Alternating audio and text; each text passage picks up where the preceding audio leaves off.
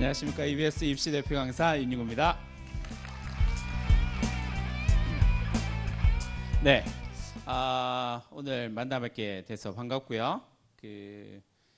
선생님이 부산에서 태어나서 부산에서 대학을 나오고 부산에서 교사 생활을 하다가 서울 올라간 지 한 10년 조금 넘은 것 같아요.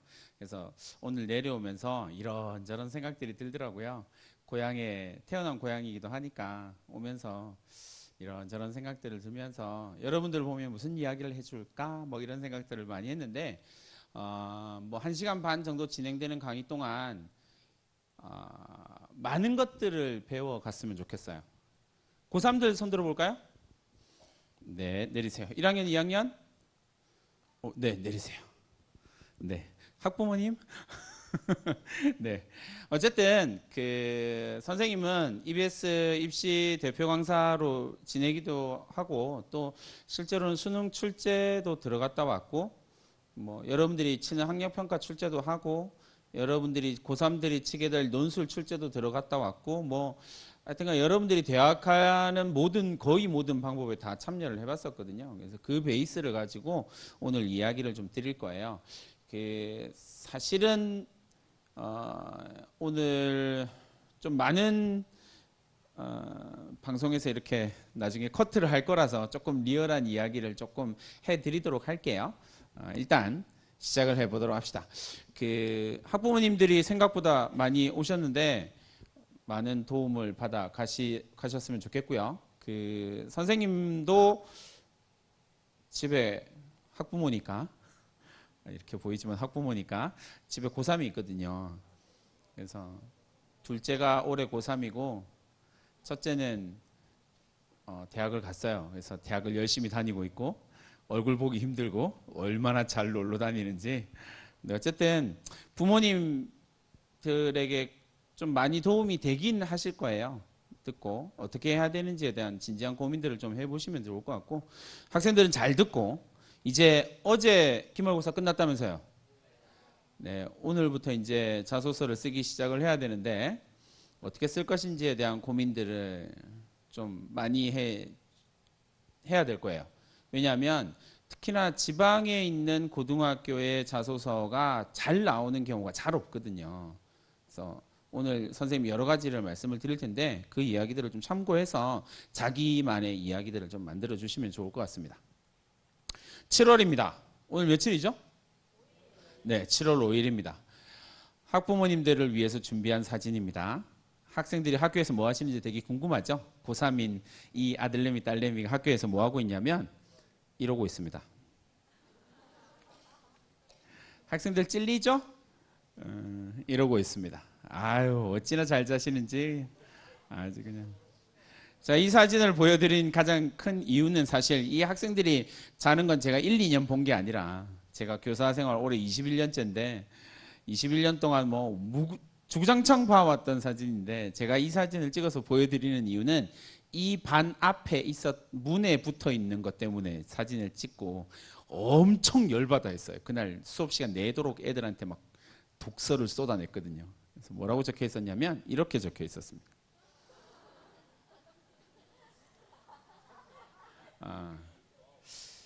생각과 행동이 따라가지 못하는 되게 괴리되어 있는 삶, 고3 학생들의 이야기들을 할 수밖에 없는데 여기에 대한 고민들, 사실은 가장 단순하게 생각하면 이런 고민이죠. 왜 고3인데 잠을 자지? 흔히 하는 이야기로 이건 어차피 방송에서 자를 거니까 그 성적에 잠이 오니? 막 이런 이야기를 선생님은 수업 시간에 하거든요. 근데 그렇죠. 목표가 저렇지 않다면 사실 그런 말 안 했을 텐데.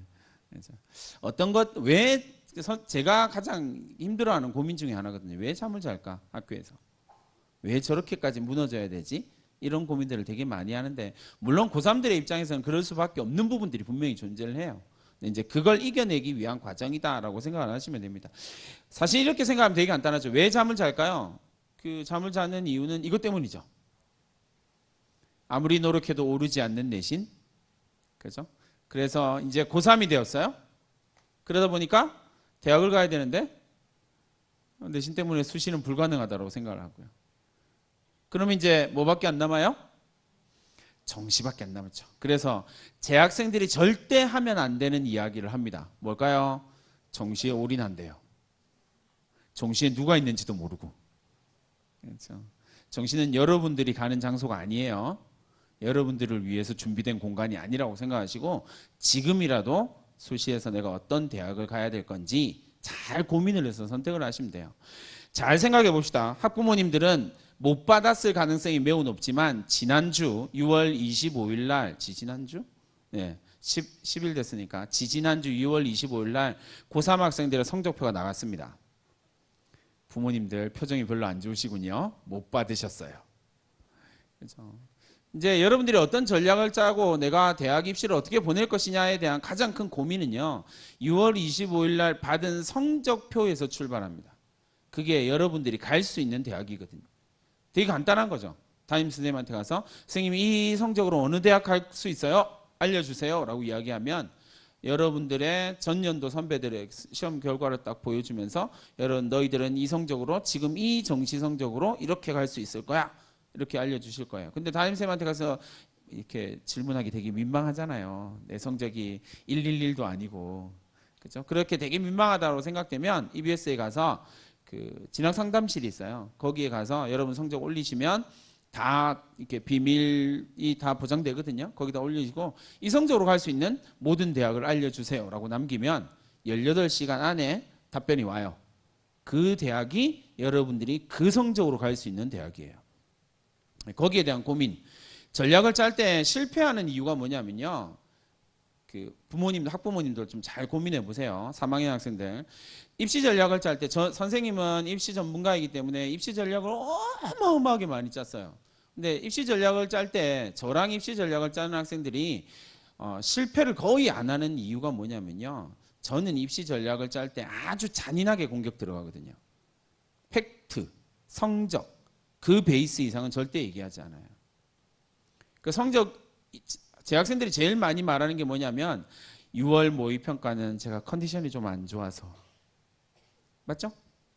그날 좀 기분이 좀 우울해서 아침에 엄마랑 싸워서 그리고 전날 밤늦게까지 공부하느라 오만 핑계를 다 대고 그 다음 하는 이야기가 뭐냐면 9월 모평은 잘 볼 거래요. 잘 볼 수 없어요. 단언할게요. 잘 못 봐요. 하루 잘 볼 수 있는 학생 딱 한 케이스밖에 없어요. 하루 16시간 공부하는 학생은 9월 모평을 잘 보게 될 거예요.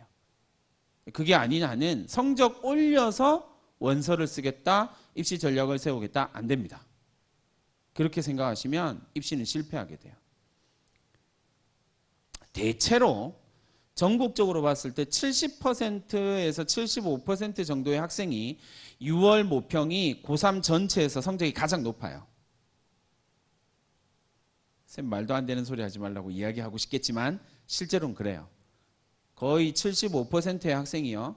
고3 전체에서 6월 모평이 성적이 가장 높아요. 그 말은 9월 성적도 떨어지고 수능도 떨어진다는 이야기예요. 그냥 떨어지는 거 아니에요. 데이터에서 나오는 거예요. 왜냐하면 되게 단순하게 생각을 해보면 지금 상위권 대학 일반적으로 선호도가 매우 높은 대학들 있잖아요. 가장 올해 지금 반수생이 제일 많이 나오는 대학이 서강대거든요. 작년에 이과 학생들이 드립다 문과로 들어갔던 서강대가 지금 반수생이 엄청 많이 나오고 있거든요. 걔들 성적 아주 높아요. 수능 성적. 걔들이 9월에 들어와요. 반수생들이요. 성적이 여러분들이 생각하는 것만큼 오르지 않아요. 그러니까 전략을 잘 짜셔야 돼요.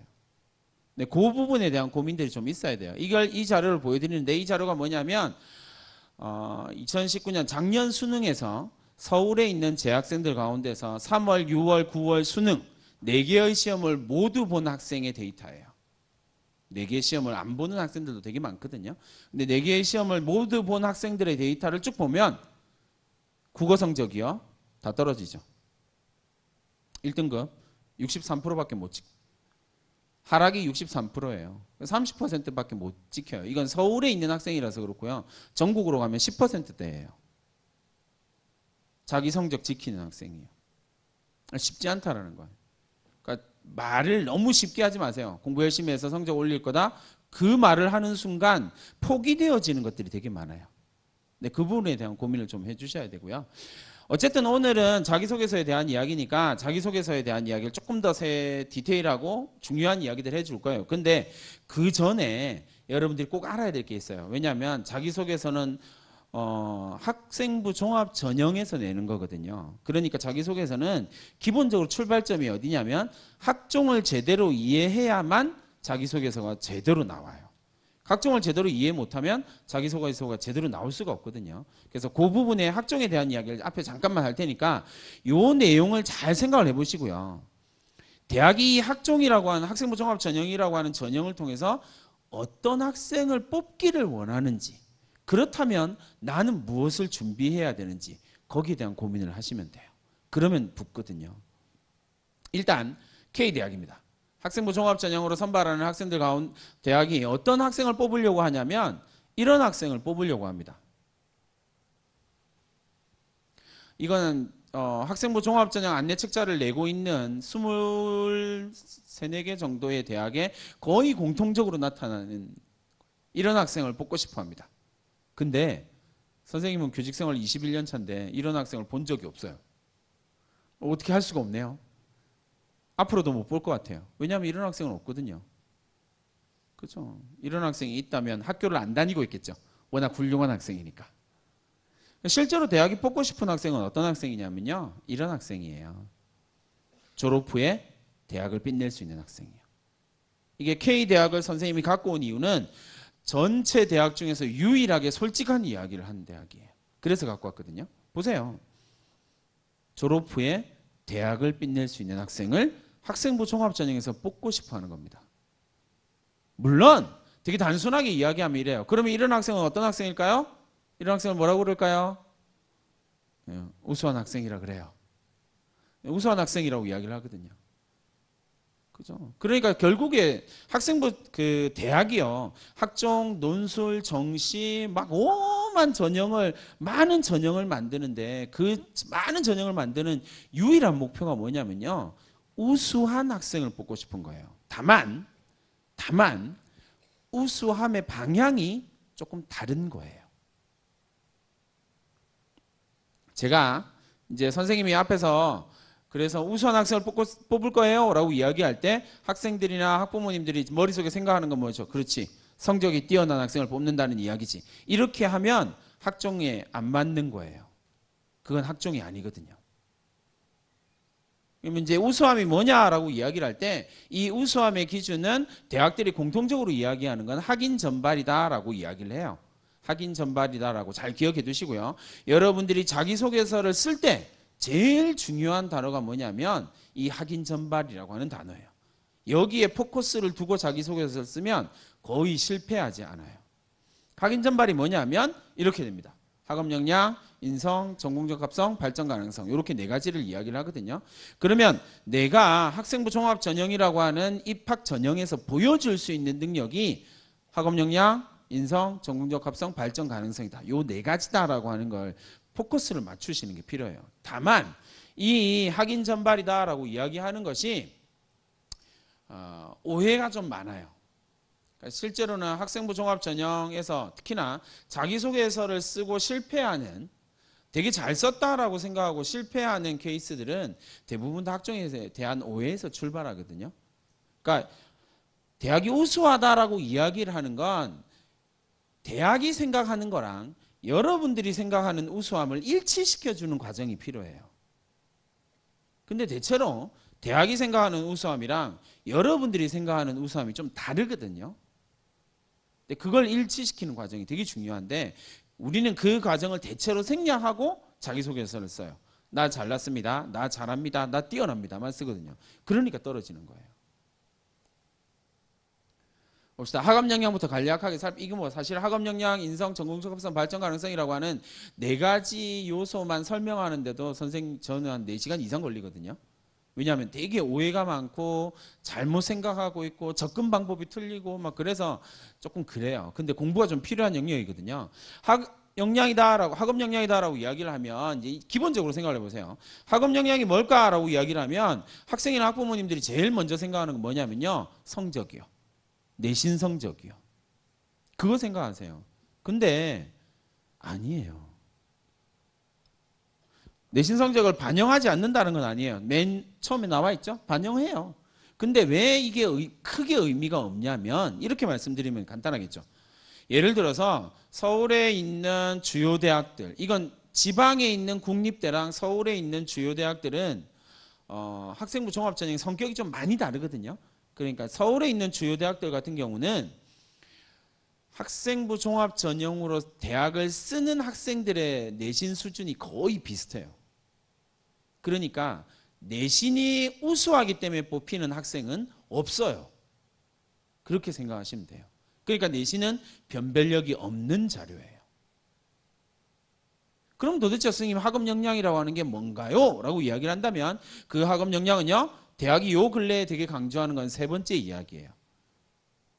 새로운 지식을 획득하기 위해서 자기 주도적으로 얼마나 노력하고 있니? 이게 대학이 요 근래에 되게 중요하게 생각하는 거거든요. 그러면 이 세 번째 이야기가 매우 중요하게 생각한다면 내가 자기소개서를 구성을 할 때 이 세 번째 이야기가 담겨 있는 자소서를 만들어야 돼요. 그래야 좋은 평가를 받게 될 거거든요. 그러면 도대체 새로운 지식을 획득하기 위해서 내가 자기주도적으로 노력한 게 뭐지? 포인트가 두 가지가 되는 거죠. 하나는 새로운 지식을 얻기 위해서 노력한 게 뭐지? 두 번째는 그래서 내가 노력한 게 뭐지? 여기서 빼야 될 건 뭐예요? 학교가 노력한 거예요. 학교에서 뭐 한 거예요? 선생님이 하라고 해서 한 거예요. 다 빠져야죠. 내가 한 거예요. 내가 뭘 했냐라는 거예요. 그게 학업 역량에서 되게 중요한 부분이에요. 그걸 채울 수만 있다면 사실은 매우 좋은 자기소개서가 만들어지게 되죠. 전제를 하나 이야기를 하고 갈게요. 자기소개서는 전국에서 딱 하나의 대학만 빼면요, 나머지 대학은 학종을 운영하는 대학 중에서 한 대학만 빼면 나머지 대학은 자기소개서가 점수화되지 않습니다. 다시 말하면 필수 제출 서류이기는 하지만 이것이 자기소개서 자체가 점수를 부여하진 않아요. 그러면 이제 그 다음 질문이요. 분명히 필수 서류인데 왜 점수를 부여하지 않을까요?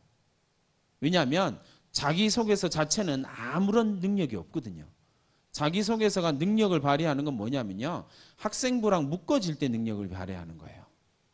뒤에서 이야기할 거예요. 그러니까 학생부가 자기소개서가 중요하냐 중요하지 않냐라고 이야기를 하면 저는 학생들한테 그렇게 이야기를 해요. 엄청 중요하죠.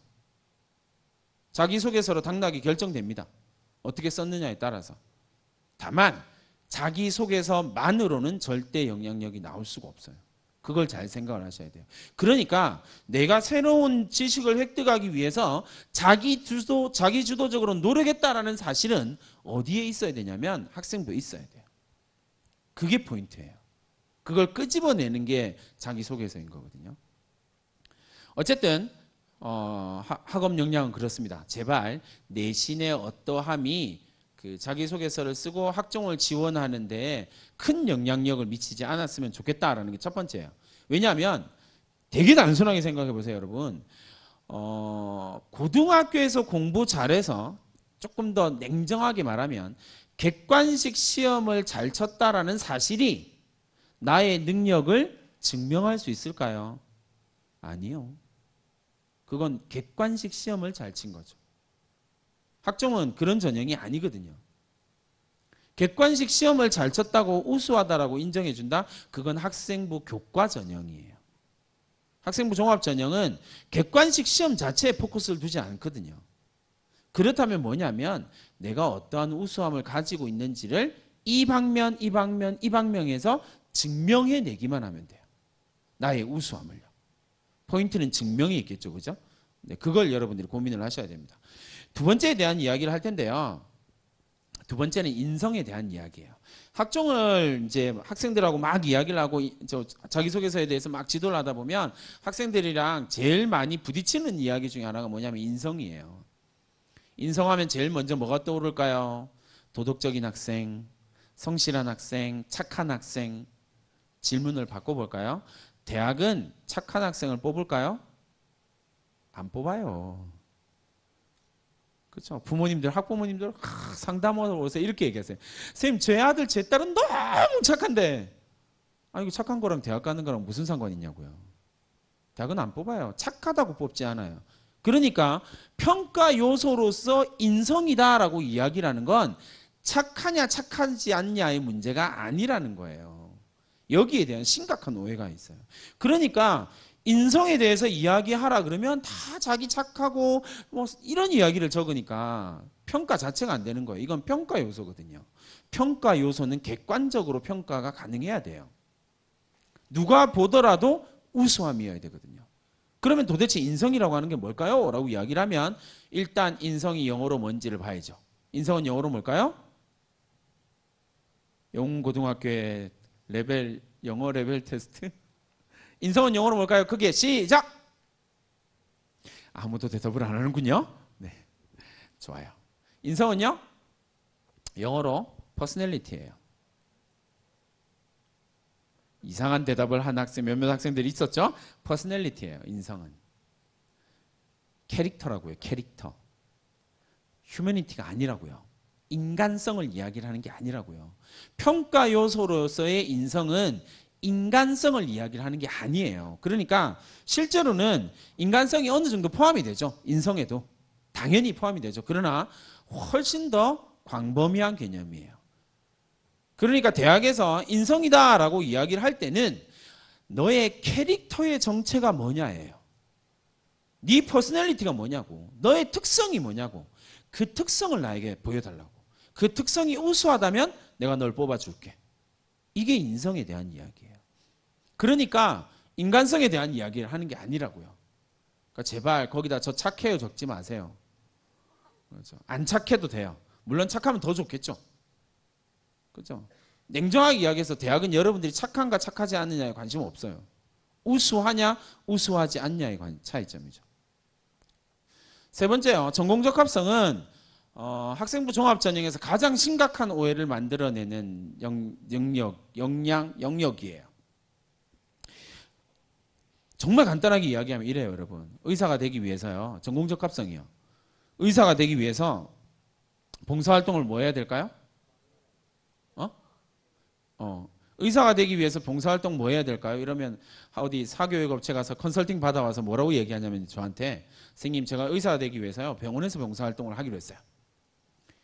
제가 그냥 아주 그냥 때리지는 못하고 욕을 하지도 못하고 친절하게 웃으면서 참 뻘짓을 잘하는구나 막 이렇게 얘기를 해줘요. 왜요? 그 다음 질문은 되게 단순하죠. 그러면 의사가 되기 위해서 병원에서 가서 봉사활동을 하는 그 아이는 병원에서 뭘 할까요? 1번 의사와 함께 수술실에 들어가서 메스로 배를 가른다. 불가능. 현행법 위반. 그죠? 그럼 뭘 할까요? 청소. 서류 정리. 그 다음 질문. 그러면 의사가 되기 위해서 필요한 능력은 뭘까요? 청소. 청소를 잘하면 의사가 되는 거구나. 이게 그 하찮은 전공적합성의 수준이에요. 그러니까 대학을 떨어지죠. 그렇게 수준 낮게 생각하니까 이 전공적합성을 어떻게 설명할 수가 없으니까 떨어지는 거예요. 저는 전공적합성을 살리기 위해서 병원에서 봉사활동을 했습니다. 아니 그게 무슨 전공적합성이에요. 그건 청소하러 간 거지. 오해하지 마시라고요. 그렇게 생각하니까 학종이 어려운 거고 자소서가 말도 안 되게 나오는 거라고요. 잘 생각해 보세요. 이제 반대로 질문을 계속 던져볼게요. 자, 그러면 흔히 말하는 서울대, 연대, 고대 간 학생들 가운데서 남학생, 축구부, 농구부 있을까요? 없을까요? 많죠, 당연히. 여학생, 댄스부 있을까요? 없을까요? 많죠. 걔들은 도대체 전공적합성을 어떻게 표현했는데? 춤으로? 농구 실력으로? 그렇게 생각하니까 답이 안 나오는 거예요. 그러니까 동아리 활동하라 그러면 전공적합성을 맞추기 위해서 이상한 화생방 동아리 이런 걸 간다고 그래요. 아니 그게 무슨 의미가 있냐고요. 그건 전공적합성이 아니에요. 수준 낮은 거라고요. 왜냐하면요. 되게 단순하게 생각해 보세요, 여러분.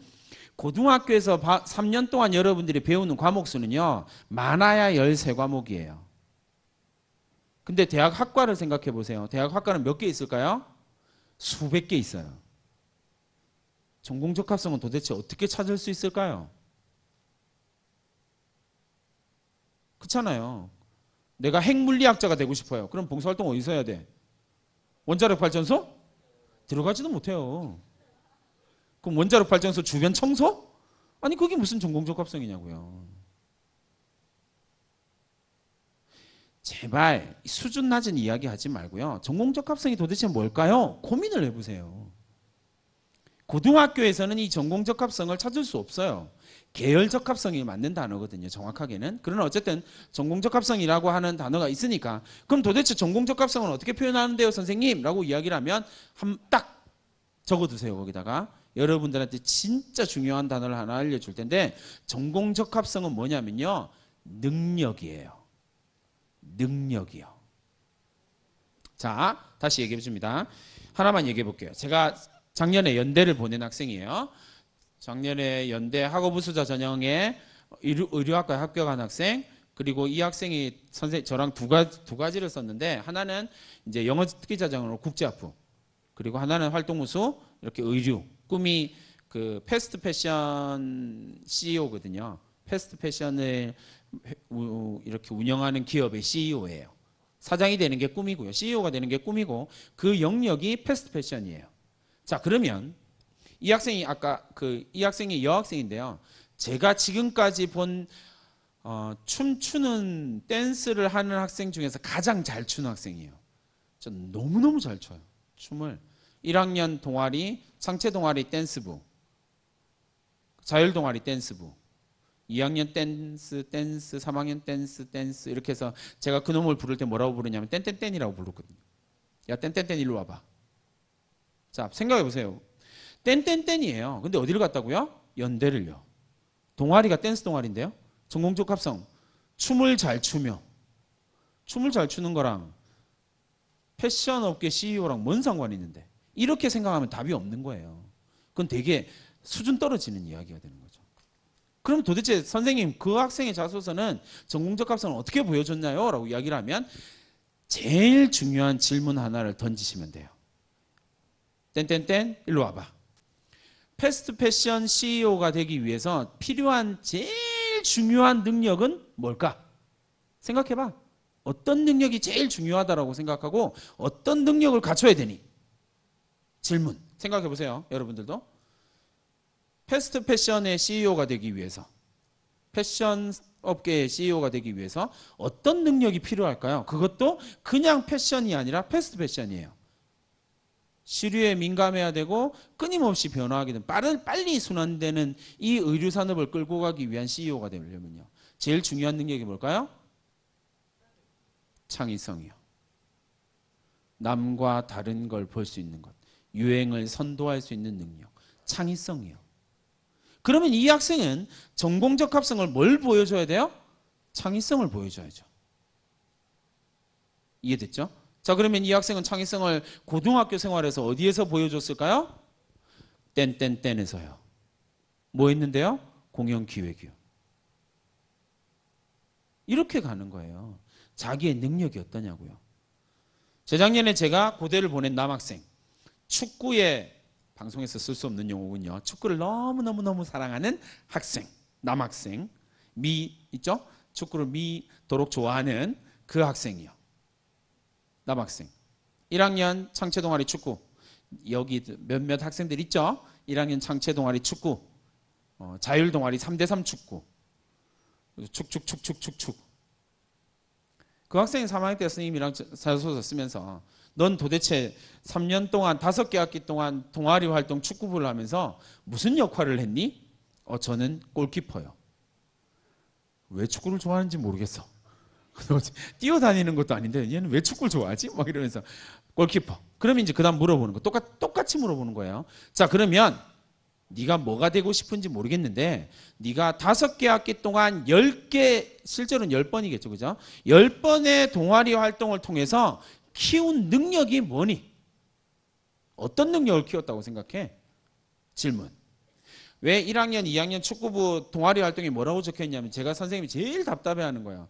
축구 동아리, 농구 동아리, 스포츠 동아리, 댄스 동아리 다 좋아요. 근데 동아리 활동에 제대로 적혀 있어야죠. 슛 감각이 탁월하며 이렇게 적혀 있으면 아니 무슨 축구부를 보낼 거냐고요. 그렇잖아요. 어떤 능력을 키웠니? 라고 이야기했을 때 학생이랑 많은 이야기를 하죠. 여러분도 생각해 보세요. 5개 학기 동안의 축구부 활동을 통해서 골키퍼 활동을 통해서 이 학생은 어떤 능력을 키웠을까요? 이걸 자꾸 질문을 하는 이유가 있어요. 여러분들이 연습을 하면 여러분 자소서에 그게 나오거든요. 어떤 능력을 키웠을까요? 그럼 니는 골키퍼가 제일 중요하게 생각하는 골키퍼에게 제일 중요한 능력이 뭐라고 생각하니? 뭘까요? 순발력. 그죠? 반사신경. 근데 우린 축구부 갈 게 아닌데. 그죠? 축구학과를 갈 게 아니잖아요. 그죠? 그래서 물어보는 거예요. 그래서 너 어떤 능력이야? 라고 이야기했을 때 얘기를 계속 합니다. 그러면 선생님 저는요. 골키퍼가 가져야 되는 가장 탁월한 능력 중에서 제가 생각해 본 건 축구장 전체를 쳐다보면서 자기 빼고 21명이 어디로 움직이는지를 계속 체크를 해야 골이 어디로 올지 예측 가능해요. 그러면 이 학생은 5개 학기 동안 골키퍼 활동을 하면서 축구장 전체를 쳐다보는 능력을 키운 거예요. 이걸 뭐라고 할까요? 거시적 관점이라고 이야기를 해요. 이 학생은 남과 다른 거시적 관점의 거시적 안목을 키운 거예요. 5개 학기 동안. 짜잘한 이야기는 안 보고 큰 그림을 그릴 줄 아는 학생이 되었어요. 그러면 이 학생은요. 무슨 과를 가야 될까요? 정책학과요. 국가정책 만드는 거시경제학자예요. 그게 그 전공에서 필요로 하는 능력이에요. 그걸 만들어낼 수 있어야 된다는 거죠. 그게 전공적 합성이에요. 그냥 어디 뭐 하기 위해서 뭘 해야 돼요. 그딴 거 없어요. 뭘 하기 위해서 뭘 해야 되는 그런 게 어디 있어요. 고등학생인데. 그렇게 보이는 이유는 하나 있어요.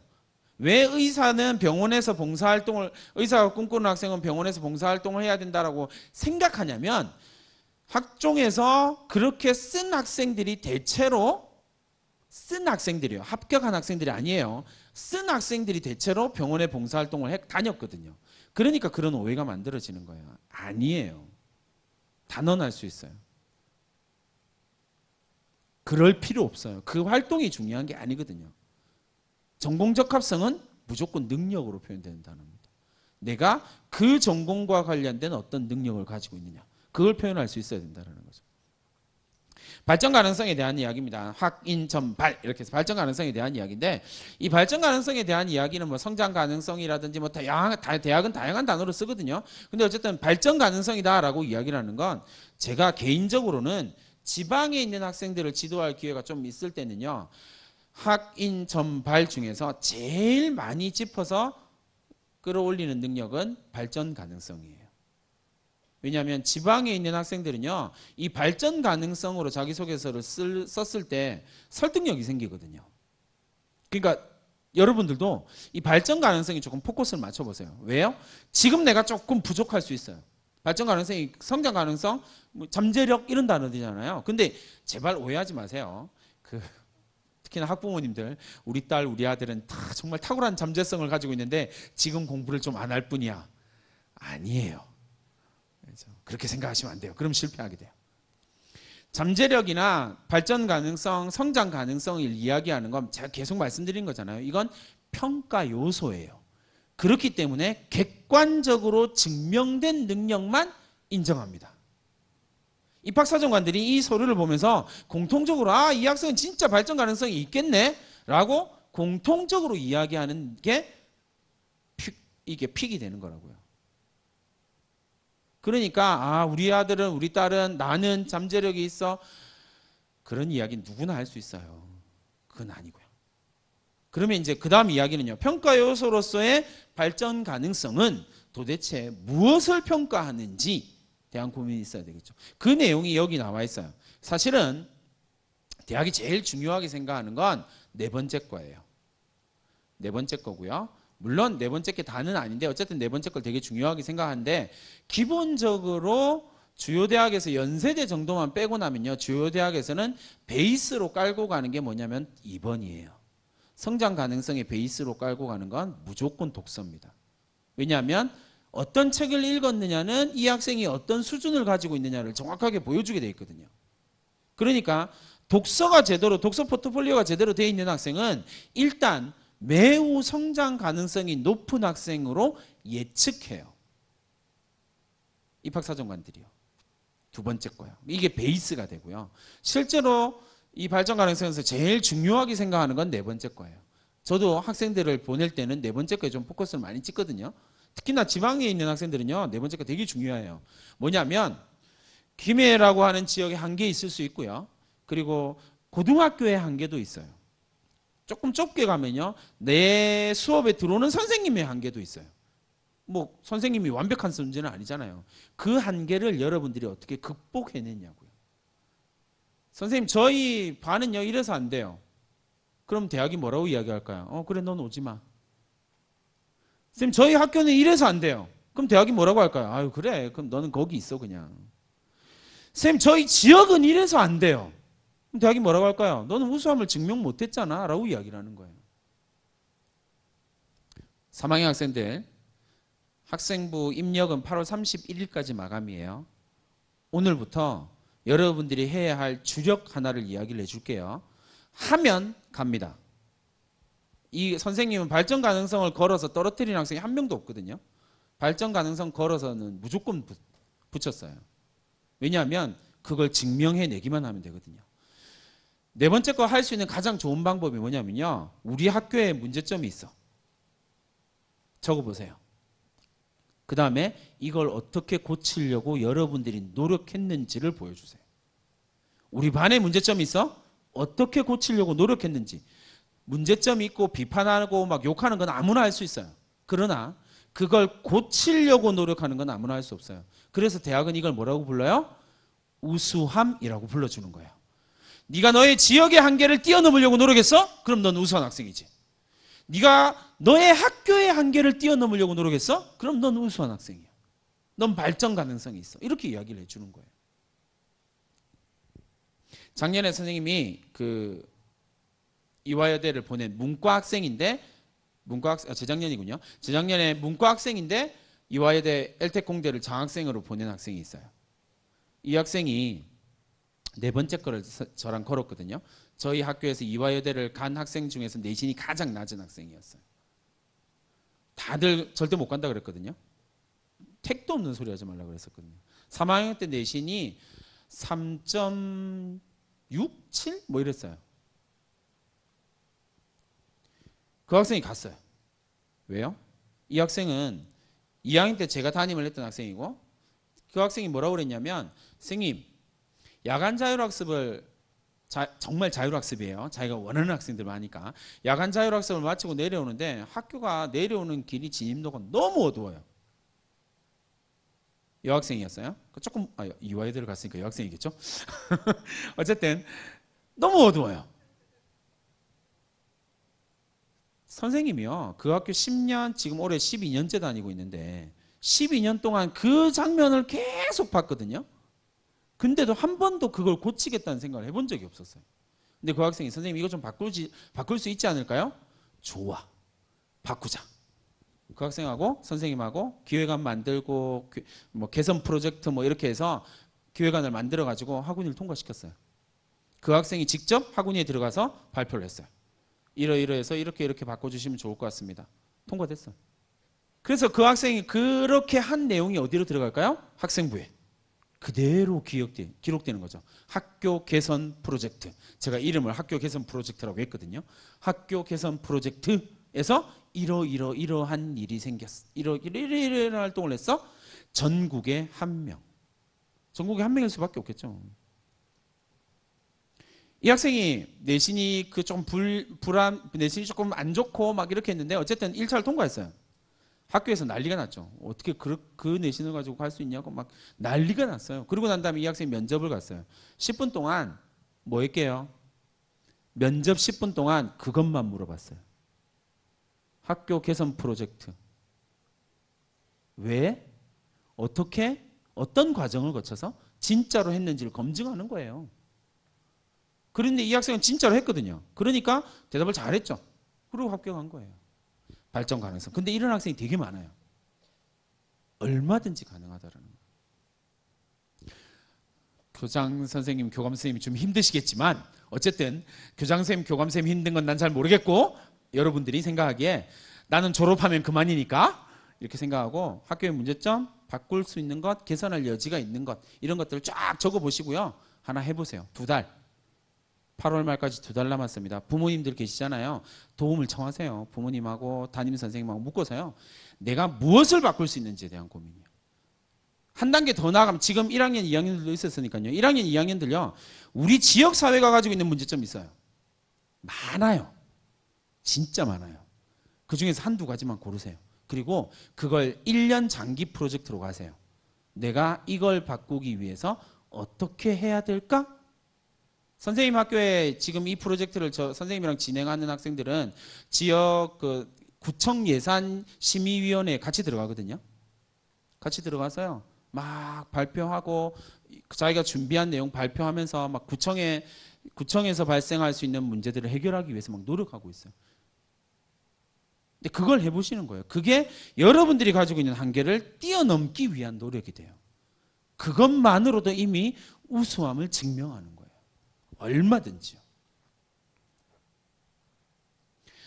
학종의 평가 방식을 조금 이해하면 선생님이 지금 이야기한 것들이 조금 이해가 조금 더 쉽게 될 거예요. 일반적으로 학종은요, 횡단평가를 해요.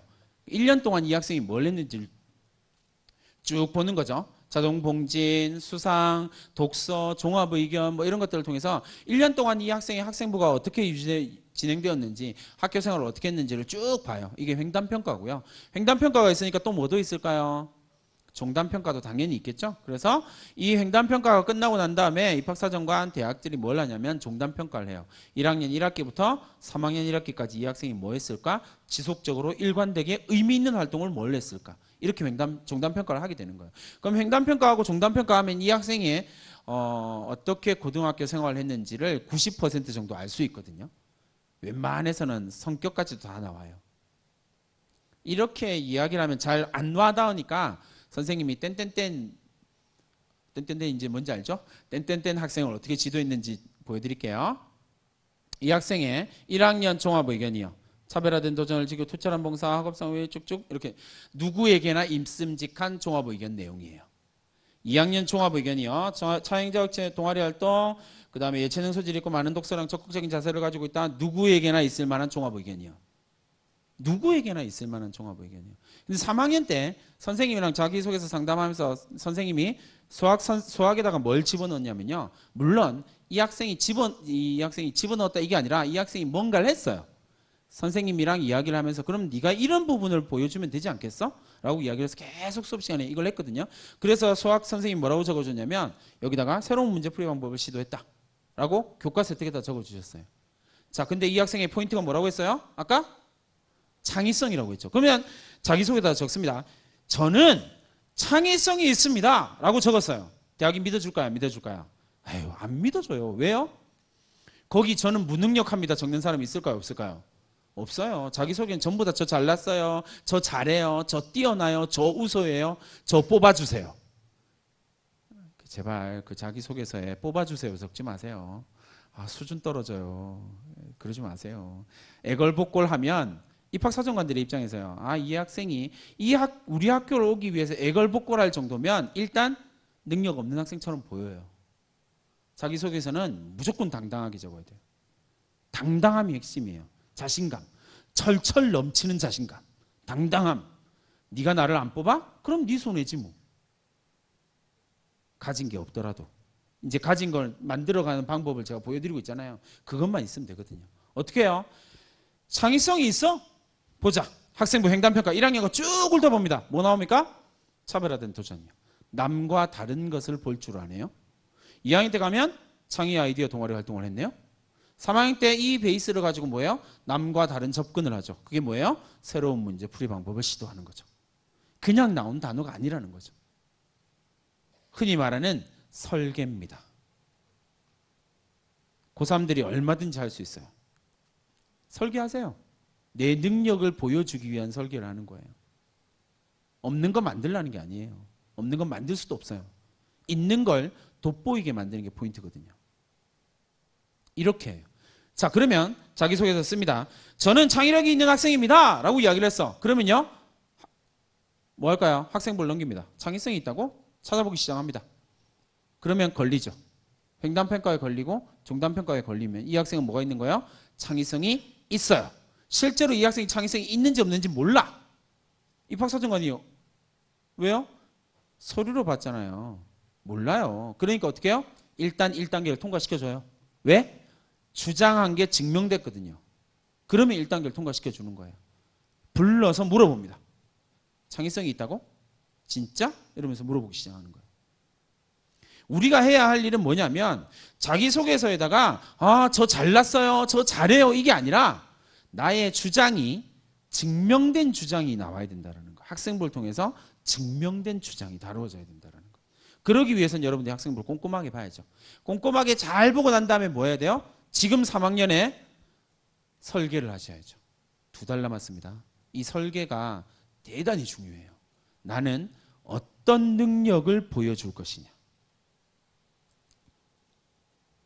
잘 생각해 보세요. 여러분들이 한 번도 생각해 보지 못했던 이야기를 해드릴게요.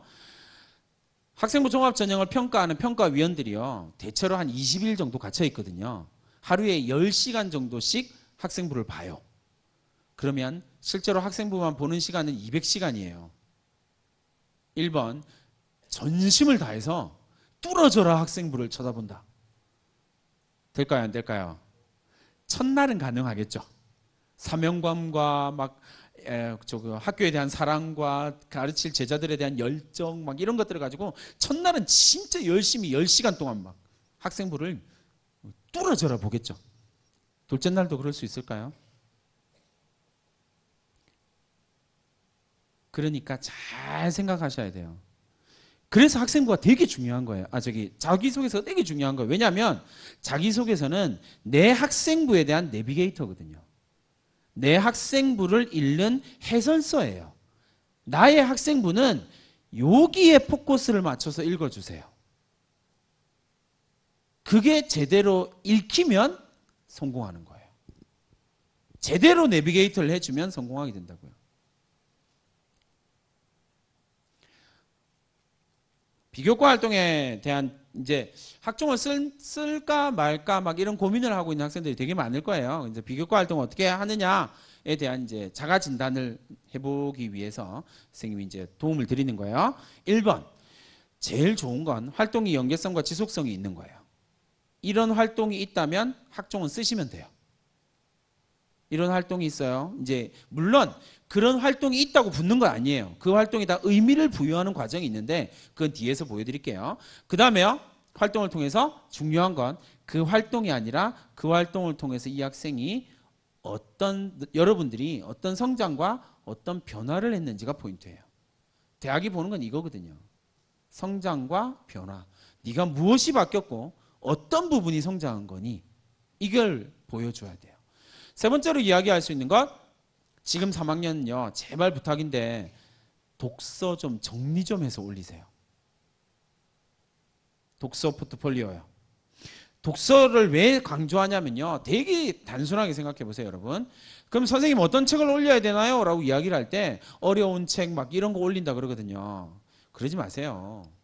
어느 날 갑자기 어려운 책이 갑자기 등장, 갑툭튀 갑자기 등장한다고 해서 대학 교수들이 좋은 평가 내려주지 않아요. 왜냐하면 단계가 있거든요. 책을 읽어 나가는 단계가 있을 수밖에 없거든요.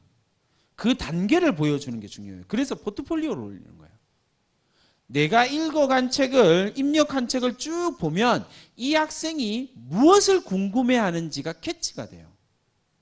그러면 설계를 할 때는 어떻게 해야 돼요? 독서에 입력할 때는 이 학생이 내가 무엇을 중요하게 생각하는지가 드러나는 독서 라인에 따라서 독서를 입력을 해줘야 되는 거예요. 이거 되게 중요한 거거든요. 그러니까 갑자기 어려운 책 몇 권 이건 안 돼요. 서서히 어려워지는 과정이 있어야 돼요. 선생님 그게 3학년 때 3학년 때 올라가도 의미가 있나요? 라고 묻는 학생들이 되게 많아요. 제가 이렇게 학생들한테 이야기하죠. 인간이 변화하는 건 학년에 구애받지 않아요. 1학년 때 변할 수도 있고 2학년 때 변할 수도 있고 3학년 때 변할 수도 있고 당연히요. 그건 고등학교 생활이거든요. 그러니까 얼마든지 변화할 수 있어요. 포인트는 그 변화가 얼마나 진실한가를 보여주는 거예요. 그러면 진실하게 내가 진짜 바뀌었다라고 이야기를 하면 어떻게 될까요? 진짜 바뀐 모습이 있으면 돼요. 근데 독서 활동에다가 쭉 집어넣어 놓고요. 와, 나 진짜 책 정말 많이 읽었어. 설득력이 없잖아요. 어떻게 해야 돼요? 그 책 읽은 내용이 수업 시간에 발표가 되면 돼요. 그러면 선생님들이 증명을 해주는 거잖아요. 선생님들이 이 학생이 이 책을 읽고 이런 발표를 했습니다. 라는 게 증명되잖아요. 그러면 그 책을 읽은 거예요. 이 책을 읽었는데 이 학생이 아무런 변화도 없고 아무런 행동도 안 했어? 그러면 그 책은 거짓말인 거죠. 그렇게 생각을 하셔야 돼요. 이렇게 반대로 또 이렇게 질문하는 학생들도 많아요. 선생님, 저희 학교는요 수업 시간에 그런 발표, 토론 이런 거 잘 안 하는데요. 뭐 생각나세요? 발전 가능성이요. 그렇게 생각하면 여러분들은 발전 가능성이 없는 거예요. 우수하지 않은 거야. 선생님, 저희 학교는 없어요. 선생님이 안 해주세요. 어떻게 하라고요? 하게 만드셔야죠. 그게 여러분들이 우수함을 증명하는 방법이에요. 제가 그 서울대학교가 매년 그 아로리라고 하는 웹진이 있어요. 인터넷에서 쳐보세요. 아로리에서 오늘 꼭 들어가 보세요. 3학년 학생들 반드시 들어가 보세요. 아로리 웹진이라고 하는 곳에 들어가면 서울대학교가 서울대학교에 합격한 학생들의 9명의 학생부를 매년 올려요. 9명. 지금 7년째인데 1회차 거 빠졌으니까 54명의 학생부가 올라가 있어요. 그거 분석하는 거 되게 중요해요. 거기 자기소개서도 올라가 있거든요. 분석해 보세요. 올해 9명의 ABC, A에서 3명, B에서 3명, C에서 3명 이렇게 했는데 B 학생의 두 번째 학생이 국어 내신이 2.8이에요. 부산에 있는 일반계 고등학교요. 부산에 있는 일반계 고등학교요. 국어 내신 2.8, 영어 내신 2.4, 2.5, 수학 2학년 1학년 때 2, 2학년 때 2.4, 3학년 때 2.8? 여러분들이 생각하는 거 역순이죠? 가면 갈수록 수학 성적이 떨어졌어요. 근데 그 학생이 이과에 갔어요. 왜요? 그 학생은 도대체 왜 붙었을까요? 2점대 내신을 가지고요. 근데 서울대학교는 그렇게 합격하는 학생이 매년 있거든요. 매년 있어요. 일반계 고등학교에서 그 정도의 내신대에서 붙는 애들. 근데 그 학생들의 학생부를 보면요. 설득력이 생겨요. 남과 다른 무엇이 있거든요. 자기 한계를 깨트리고 나가려고 노력한 발전 가능성이 있거든요. 그걸 여러분들이 보여주시면 돼요.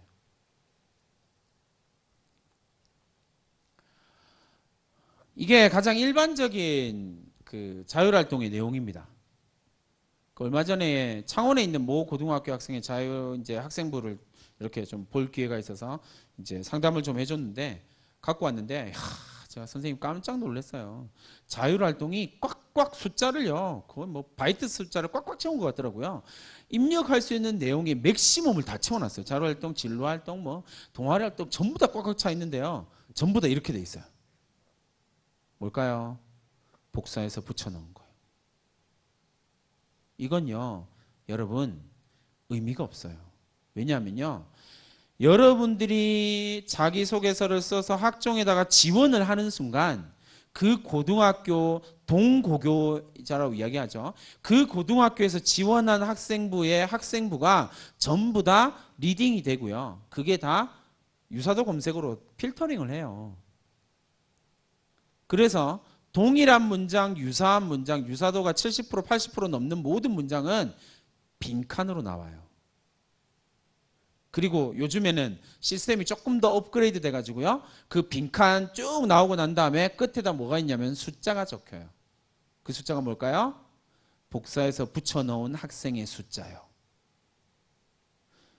빈칸입니다. 평가가 될까요? 안 될까요? 안 돼요. 걔는 그냥 떨어지는 거예요. 왜요? 자율활동이 빈칸이거든요. 그러니까 얘가 아무리 우수해도요. 평가할 수 없어요. 아웃. 그냥 탈락이에요. 왜요? 자율활동이 비어 있으니까. 정말 꽉 차 있는데요. 전부 다 빈칸이에요. 왜요? 복사해서 붙여넣었거든요. 이거요.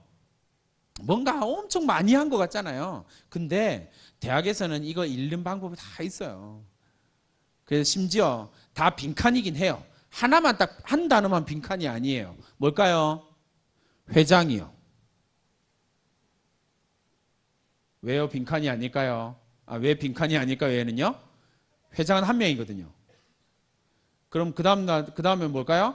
2학기 부회장으로, 2학기 총무로, 2학기 무슨 차장으로, 2학기 무슨 부장으로. 뒤에 건 똑같거든요. 그러니까 학종에서 안 되죠. 왜요? 평가할 건덕지가 없어요. 평가를 하고 싶은데 빈칸인데 어떻게 평가를 해요? 그러니까 떨어지는 거예요. 이게 어떻게 분석이 되냐면요. 이렇게 분석이 돼요. 크게 4단계를 나누어서 분석을 하거든요. 학교 행사는 뭐니? 세부 활동은 뭐야? 학생이 뭐 했니? 그리고 맨 마지막으로 뭐요? 그에 대한 교사의 평가는 뭐지? 근데 방금 읽었던 학생부 교과 자율활동을 보시면 학교 행사 임원 수련회 분임 토의했어요. 근데 학생이 아무것도 안 했거든요. 근데 교사가 뭐라고 해요? 협동심을 키웠대요. 이건 뭐가 돼요? 거짓말이요. 탈락. 잘 생각해 보시라고요.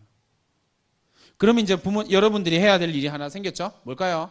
여러분들이랑 비슷한 성적대에 있는 학생 2~3명끼리 이렇게 학생부를 트세요.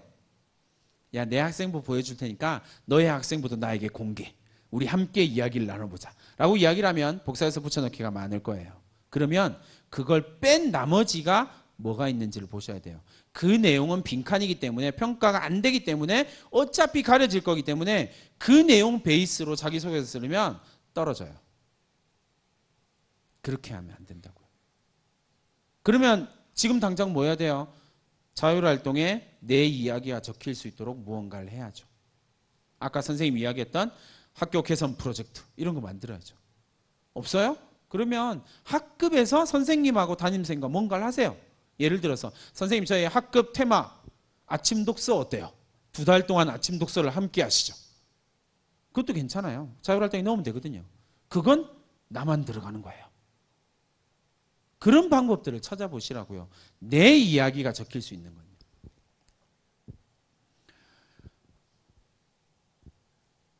제가 그 지도하는 학생부 이제 자율활동이 어떻게 적히는지를 샘플로 하나 보여드릴게요. 맨 위에 나와 있는 밑줄 쳐 있는 부분이요. 밑줄 쳐 있는 부분 색깔 조금 다르죠? 파란색, 옅은 파란색으로 하늘색으로 되어 있는 저기가 뭐냐면 제가 학교에서 진행하는 프로그램인데 100명이 참여하는 프로그램이에요. 엄청 빡세게 돌아가는 프로그램이거든요. 근데 어쨌든 1년에 책을 16권을 베이스로 읽어야 되고요. 세미나팀 활동하면 거의 20권 가까이 읽어야 돼요. 그러니까 이 학생들의 학생부는요. 독서가 차고 넘쳐요. 근데 그 독서를요. 중간중간에 계속 확인하거든요. 그래서 안 읽었으면 그 프로그램에서 잘라버려요. 그러니까 애들이 무조건 읽어요. 그리고 언제든지 제가 막 지나가다가 아무나 붙들고 책 내용 물어보거든요. 그 프로그램에 참여하는 놈들은 처음에 이야기할 때를 완전히 그렇게 시작했기 때문에 복도에서 막 지나가다 막 장난치다가 갑자기 책 물어봐요. 야, 거기에 이런 내용에 대한 너의 대답은 뭐야? 대답 못 하잖아요. 프로그램에서 튕겨나가요. 바로 잘라버리거든요. 그러니까 얘들 기를 쓰고 읽어요. 100명이 읽습니다. 100명이 참여한 프로그램이에요. 그러면 메뉴에 있는 옅은 하늘색으로 되어 있는 저 글은요. 학생부 종합전형에 대학에 원서를 넣잖아요. 그럼 어떻게 될까요? 빈칸이에요. 아무것도 없는 빈칸. 거기 밑에 100명이 다 그 학교를 적었다면 밑에 뭐라고 적힐까요? 100이라고 적히겠죠. 두 번째 흰색으로 되어 있는 부분은 뭐냐면요. 그 100명의 학생을 이렇게 15명이나 16명으로 이렇게 잘랐어요. 잘라서 세미나팀을 운영을 하거든요. 그 세미나팀에 공통적으로 들어가는 내용이에요. 15명이요. 그러니까 얘도 비슷한 학과를 쓰면 3, 4 정도로 적힐 거예요. 그러니까 얘도 빈칸이 돼요. 밑에 노란색으로 되어 있는 부분은요. 한 명만 적힌 거예요. 100명 중에 한 명이죠. 다른 말로 하면 저는 자율활동 100명치를 자율활동에 있는 100명치를 다 다르게 적는다는 이야기예요. 사실 별로 고민할 필요가 없죠. 왜요? 학생들이 한 내열동이 뭐냐면요. 한계와 이거를 분석을 하면 학교 활동이죠. 맨 위에 방금 4단계로 구분했던 거예요. 맨 위에 학교 활동, 학교 행사, 지식인의 서재, 그 다음에요 세부 활동, 세미나 팀 활동, 그 다음에요 학생이 뭐 했어요? 지속적인 질문을 하고 의문점을 가지고 탐색했어요. 대안적 자본주의에 대해서요. 맞죠? 그래서 교사가 뭐 했어요? 아, 이 학생이 지적으로 성장하기 위해서 어마어마한 노력을 했습니다. 라고 이야기를 해주는 거예요. 그러면 4단계가 다 된 거죠. 이게 자율활동 내용이 되는 거예요. 나머지는 다 삭제해도 돼요. 필요 없어요. 그죠? 잘 생각하셔야 됩니다. 내 이야기, 내 스토리, 나만의 이야기가 학생부에 남아 있어야 돼요. 그래야 내가 자소서를 써도 설득력이 생기는 거예요.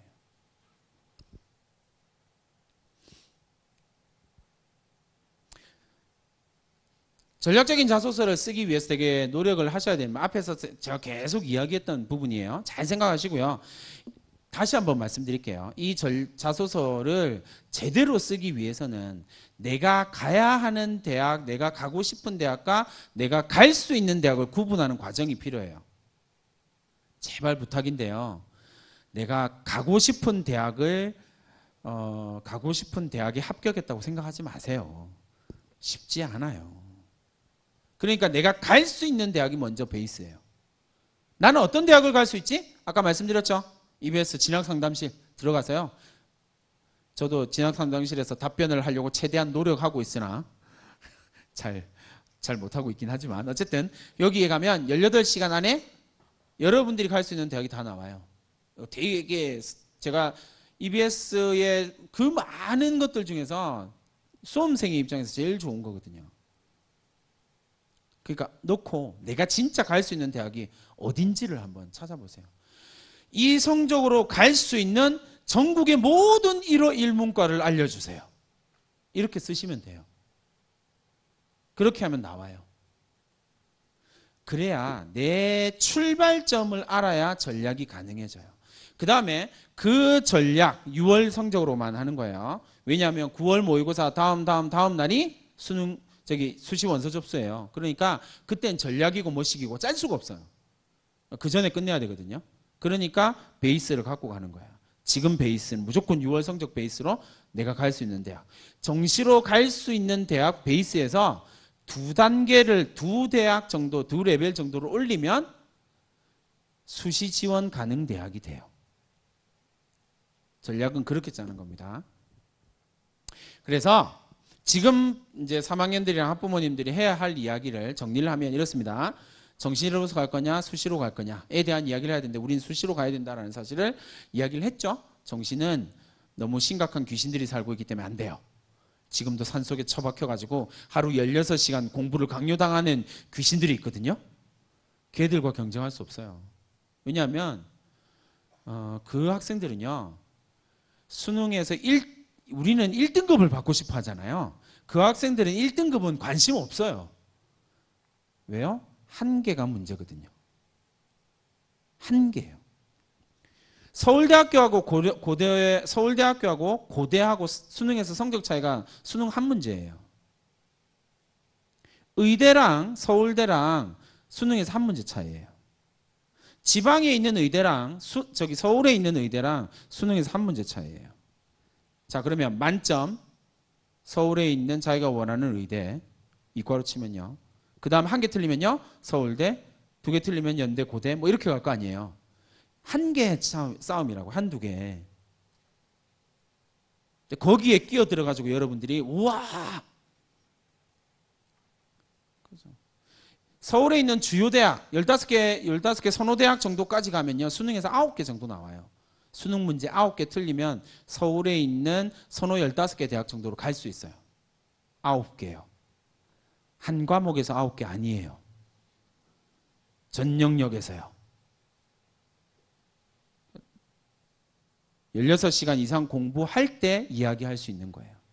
그러니까 수시에 대한 이야기요. 그럼 수시로 간다라고 생각하면 여러분 장점이 뭔지 강점이 뭔지를 쭉 파악해야 되겠죠. 그 다음에 목표 대학, 목표 학과, 목표 전형을 지금 무조건 픽스해야 돼요. 나중에 구모 치고 난 다음에 바꾸는 건 아무 상관없거든요. 그 대신 그러나 지금은 무조건 픽스를 해야 돼요. 그래야 방향이 나오거든요. 마지막으로 2대 2대 2는 뭐냐면요. 2는 맨 끝에 있는 노란색 2는 방금 말씀했던 거예요. 이야기했던 거예요. 여러분들이 정시로 갈 수 있는 대학에서 2단계 정도, 2레벨 정도 올린 대학이 저기 2예요. 수시로 웬만하면 갈 수 있는 대학이에요. 그러나 정시로는 절대 못 가는 대학이에요. 그 다음에 위에 앞에 그 앞에 2개는요. 내가 진짜 이 정도는 도전해볼 만해 라고 생각하는 대학이요. 맨 앞에 있는 2는요. 진짜 가고 싶은 대학이요. 둘둘둘 전략을 쓰는 거예요. 정말 가고 싶은 대학. 그리고 내가 가지고 있는 이런 것들을 통해서 갈 수 있다라고 생각하는 대학 2개. 그 다음에 이제 내가 재수를 하지 않기 위해서 안전하게 갈 수 있는 하향권 대학 2개. 이렇게 쓰는 거예요. 이렇게 전략을 가지고 갑니다. 자, 이제 자기소개서에 대한 이야기를 좀 더 본격적으로 해보도록 할게요.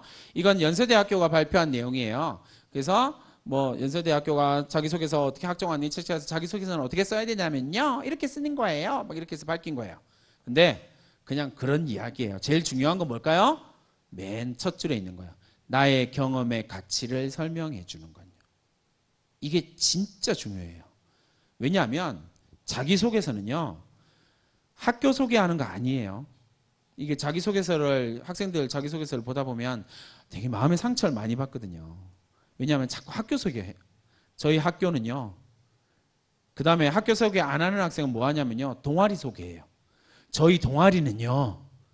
그것도 안 하잖아요. 어디서 들은 말은 쓰고 그것도 안 해요.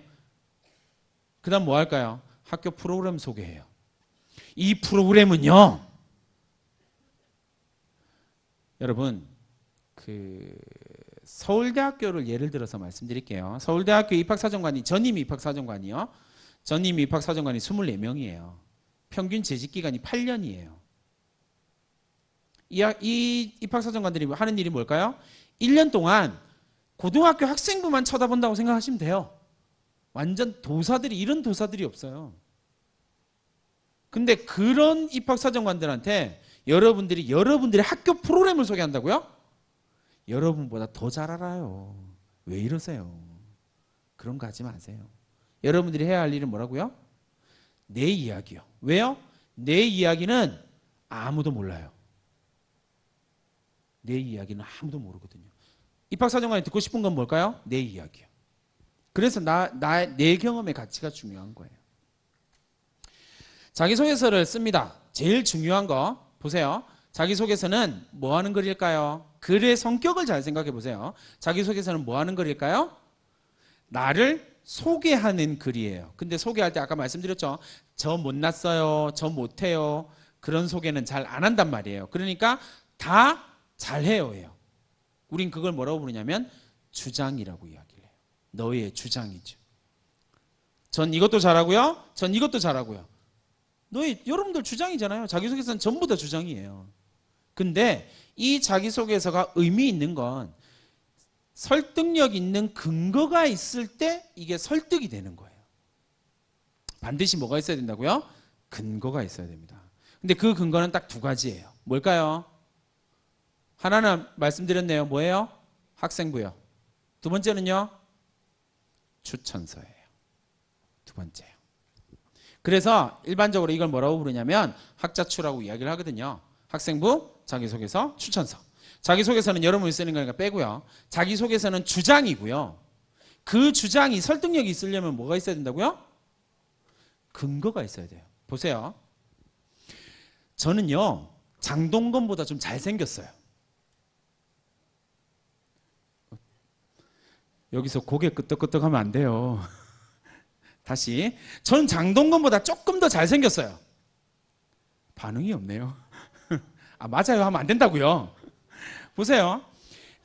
선생님이요. 제가 장동건보다 더 잘생겼어요. 내지는 여러분들이 얘기할 수 있는, 제가 선생님의 아이돌을 알면 얘기를 해줄 텐데, 누군지는 잘 모르겠지만, 어쨌든 내가 유명한 아이돌 중에 한 명보다 훨씬 더 잘생겼어요 라고 이야기할 때 여러분들이 에이 그렇게 생각할 거 아니에요. 근데 제가 장동건보다 잘생겼어요, 아이돌보다 잘생겼어요 라고 이야기하는 건 뭐예요? 주장이요. 그건 윤윤구의 주장이에요. 맞죠? 그건 내 주장이라고요.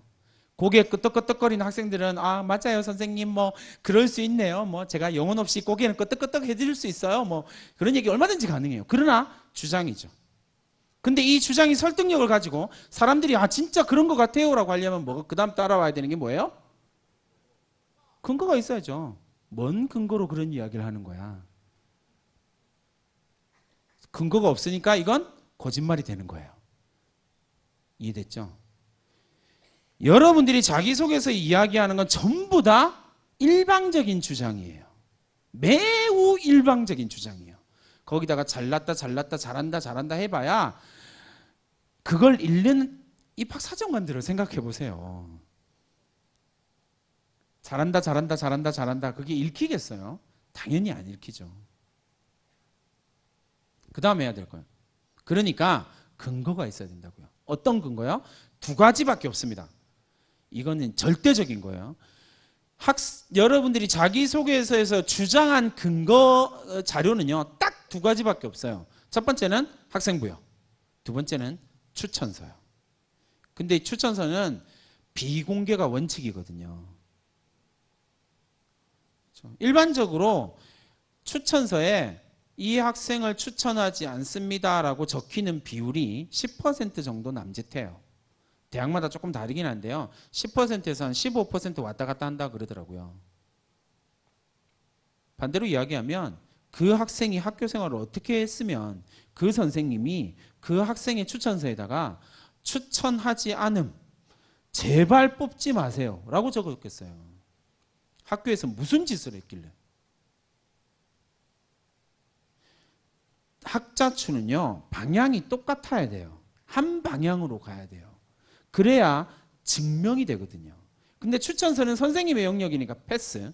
여러분들이 할 수 있는 유일한 근거 자료는 무조건 뭐라고요? 학생부밖에 없어요. 그러니까 자소서 쓸 때는 학생부를 달달달달 외운다고 생각하시고요. 학생부에서 여러분들의 능력을 아까 이야기했던 것처럼 학업 역량, 인성, 전공 적합성, 발전 가능성을 끌어올려야 돼요. 거기에서만 끌어올리는 거예요. 거기 나와 있는 내용만 우수하다라고 주장해야 돼요. 그래야 그것이 맞다가 되거든요. 인정해 줄게. 증명만 하면 돼요. 증명만 하면 웬만하면 1차는 다 통과하거든요. 3배수를 뽑는 이유예요.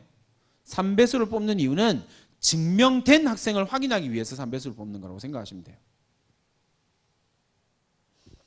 두 번째는요. 자소서. 아 이거 제가 어디 가서 얘기 안 하는 건데. 저희 학생들한테만 하는 건데 살짝만 이야기해 드릴게요. 자기소개서는요. 5가지 능력에 집중을 합니다. 그러니까 다시 말하면요. 여기 맨 앞에 선생님이 장동건보다 잘생겼다라고 이야기할 때 고개를 열심히 격하게 끄덕끄덕 거려준 학생한테 제가 조금이라도 도움을 줘야 되겠죠? 두 번째 학생? 무슨 학과 가고 싶어요? 환경공학과를 가고 싶답니다.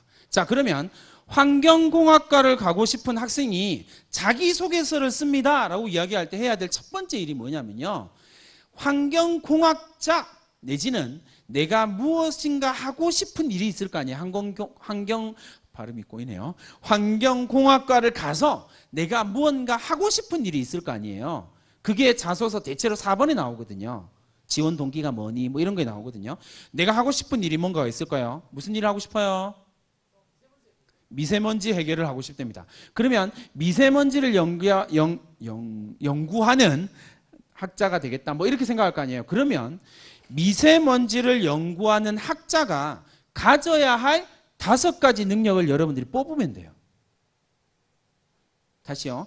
환경공학자가 갖추어야 할 5가지 능력을 여러분들이 그냥 뽑으면 돼요. 내가 생각하기에는 이게 중요해. 5가지 뽑으시면 돼요. 그 5가지가 여러분들이 자소서에 집어넣어야 할 능력이에요. 5가지요. 도대체 어떤 능력이 있을까요? 이런 거 고민해 봐야 되죠. 그 5가지 능력이 포인트예요. 그걸 증명하는 과정이 필요한 거거든요. 5가지요. 근데 선생님 왜 5가지인가요? 자소서 1번에 하나, 학업 역량을 드러내면서 하나, 그 다음에 자소서 2번은 3개를 적게 되어 있습니다. 선생님 그 3개 2개 적으면 안 되나요? 상관없어요. 근데 선생님 저는 개인적으로는 3개 다 적는 걸 추천합니다. 왜냐하면 내 능력 3가지를 보여주는 것과 내 능력 2가지를 보여주는 것 차이가 있거든요. 가능하면 3개. 대학별로 2개를 좋아하는 대학도 있긴 하거든요. 그런데 가능하면 3개.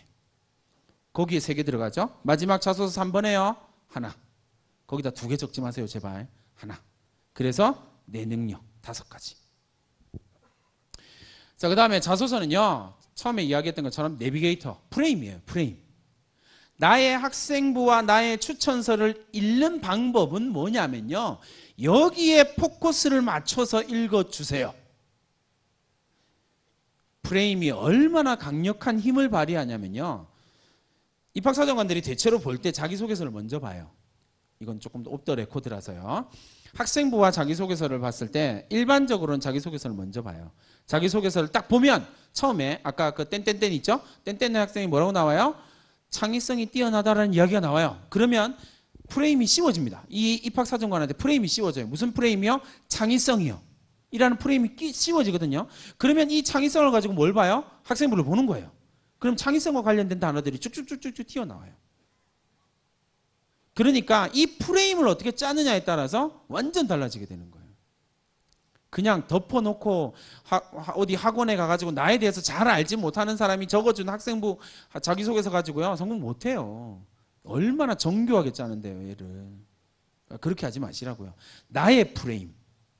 그 프레임의 핵심적인 요소는 뭐라고요? 나의 능력 5가지요.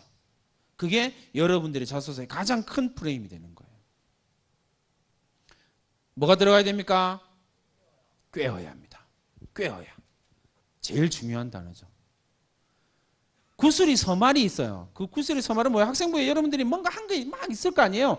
그 한 것들이 진짜 막 중구난방으로 흩어져 있는 것 같지만 아니에요. 여러분들이 어떤 활동을 하더라도요. 윤윤구가 한 게 아니고 내가 한 거예요.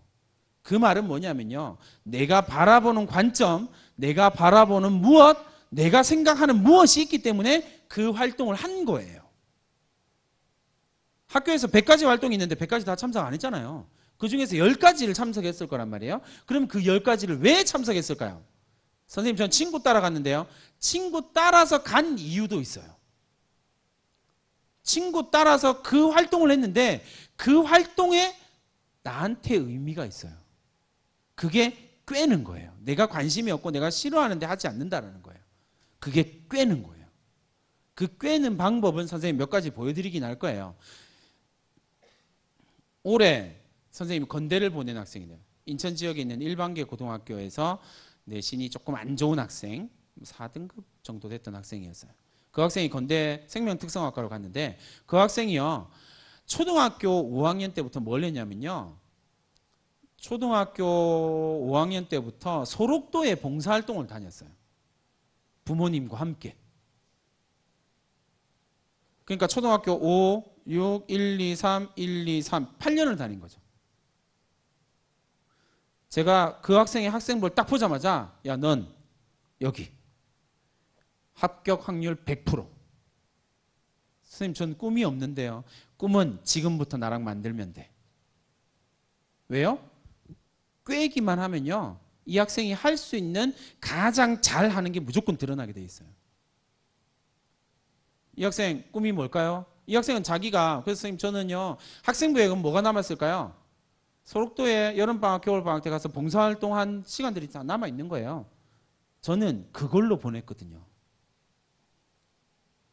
그 학생이 뭐라고 했는지 아세요? 저한테 와가지고 선생님, 저는 학생부에 학종을 쓸만한 자료가 하나도 없어요.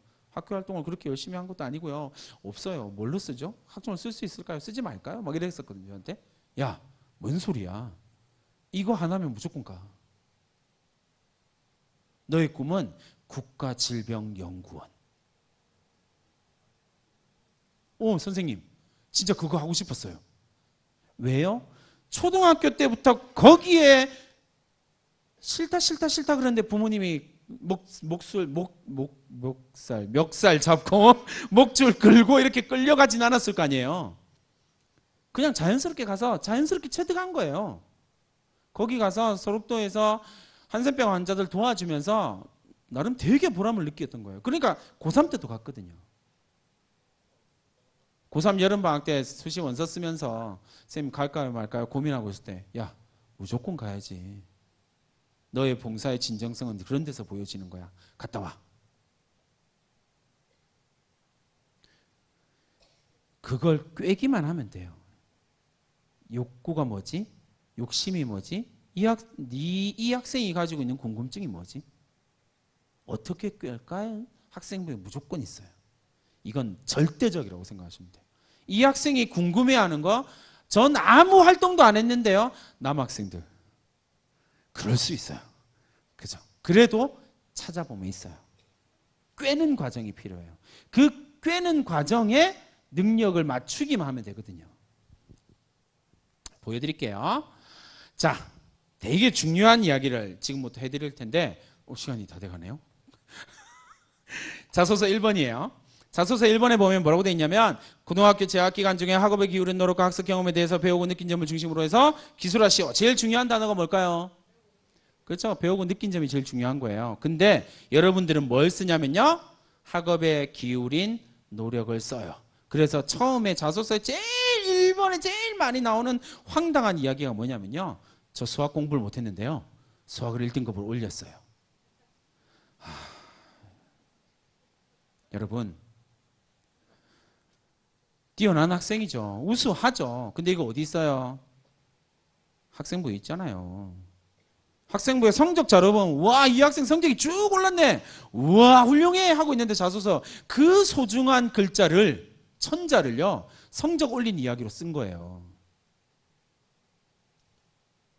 이러지 마세요. 이런 거 쓰는 거 아니에요. 굳이 쓴다면 마지막에 굳이 쓴다면요. 저는 성적을 올렸어요. 저 뛰어난 학생이에요. 하지 않아도 될 이야기예요. 뛰어난지 알아요. 4등급에서 1등급으로 올렸는데 누가 안 뛰어나다 그래요.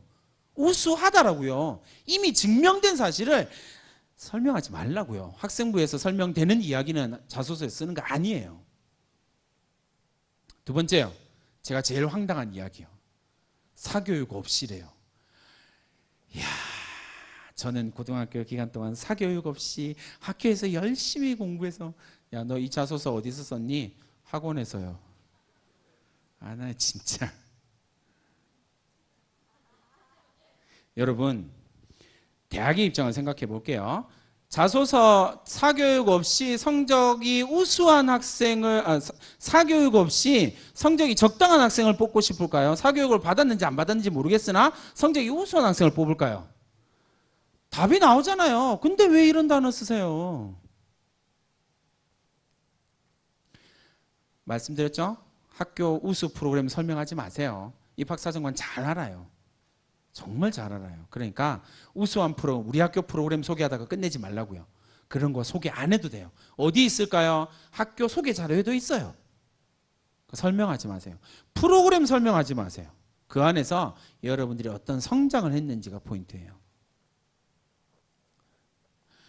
제가 제일 학생들한테, 특히나 여학생들이요, 제일 많이 갖고 오는 이야기 중에 제가 제일 욕을 많이 하는 거예요.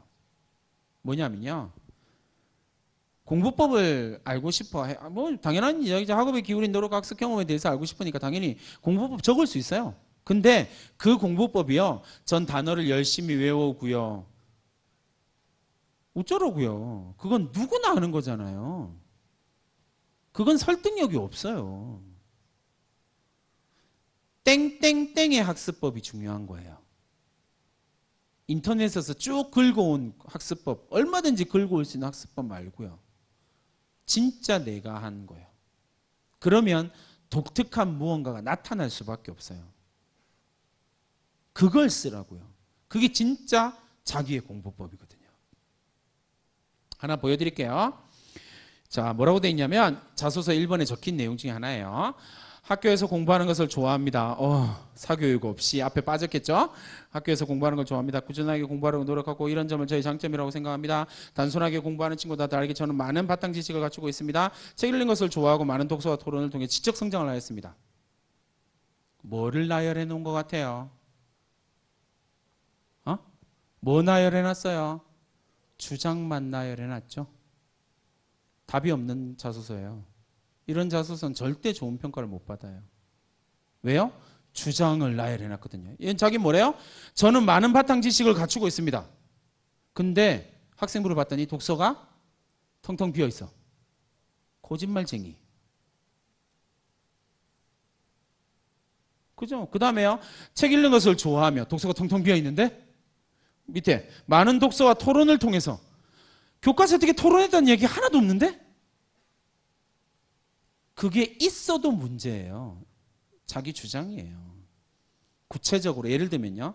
어떤 바탕 지식을 가지고 있는지를 설명해야죠. 남과 다른 무엇 그 지식을 설명해야죠. 어떤 토론을 했는지를 설명해내야 돼요. 그래야 설득력 있는 거고요. 그래서 천자를 주는 거예요. 그냥 이렇게 덮어놓고 장점 나열하라고 천자를 주는 게 아니라고요. 그래서 이걸 어떻게 적느냐면요. 학업 역량, 지적 호기심, 자발적 성취 동기, 제일 중요한 거 변화와 성장. 여기에 포인트를 맞춰야 돼요. 왜냐하면 어떻게 변했고 어떻게 성장했다라는 사실만 적어도요. 이 학생이 어떤 학업 역량을 갖고 있는지를 알 수 있어요. 진짜로요. 왜요? 이분들은 이것만 하는 사람들이거든요. 잘 생각하셔야 돼요. 월급 받고 이걸 하는 분들이라고요. 여러분들보다 여러분 생각하는 것보다 훨씬 더 정밀하게 분석해내는 능력을 갖고 있다고요. 그러니까 제발 뭘 쓰냐면요. 제일 좋은 거 하나 알려드릴게요. 1번에서 쓰는 건 뭐냐면요. 지적 호기심에 대한 이야기예요. 내가 무엇을 궁금해했냐. 앞에서 이야기했죠. 그 궁금함은 어디에 있어야 돼요? 학생부에 있어야 돼요. 선생님 전 그런 거 없었던 것 같은데요. 지금 넣으세요. 3학년 1학기 때 넣어도 돼요. 지금 넣으세요. 기말고사 끝났죠? 지금부터 수업 시간에 막 책상에 엎어서 자고 막 이러잖아요. 학부모님들이 계셔서 더 자세한 건 얘기할 수 없지만 그런 거 하지 마시고 선생님 제가 이 수업 시간에 이거 발표 좀 해볼게요. 수업 끝나고 나면 선생님한테 찾아가서 선생님 제가 이거 궁금한데요. 이건 뭐 어떻게 되는 거죠? 질문. 그럼 뭐라고 학생부에 뭐라고 적히면 돼요? 교과서 어떻게? 끊임없이 질문하는 귀찮은 녀석입니다. 이 한 줄 들어가면 농담이 아니고요. 이 한 줄 들어가면 대학 합격합니다. 왜요? 그거 이 고등학교에 한 명한테 적힐 거거든요. 그게 자기소개서의 가장 핵심적인 부분이에요. 내가 무엇을 궁금해하고 내가 어떤 것들을 알기 위해서 끊임없이 시도하고 노력했냐. 이걸 1번에서 보여주는 거예요. 선생님 저는 안 되는데요. 이걸 악착같이 해서 알기 위해서 끊임없이 노력해봤어요. 지적 호기심이요. 그래서 제가 이렇게 성장했고요. 이걸 바꿔봤어요. 1번. 그럼 붙어요. 사실 2, 3번은 조금 못 써도요.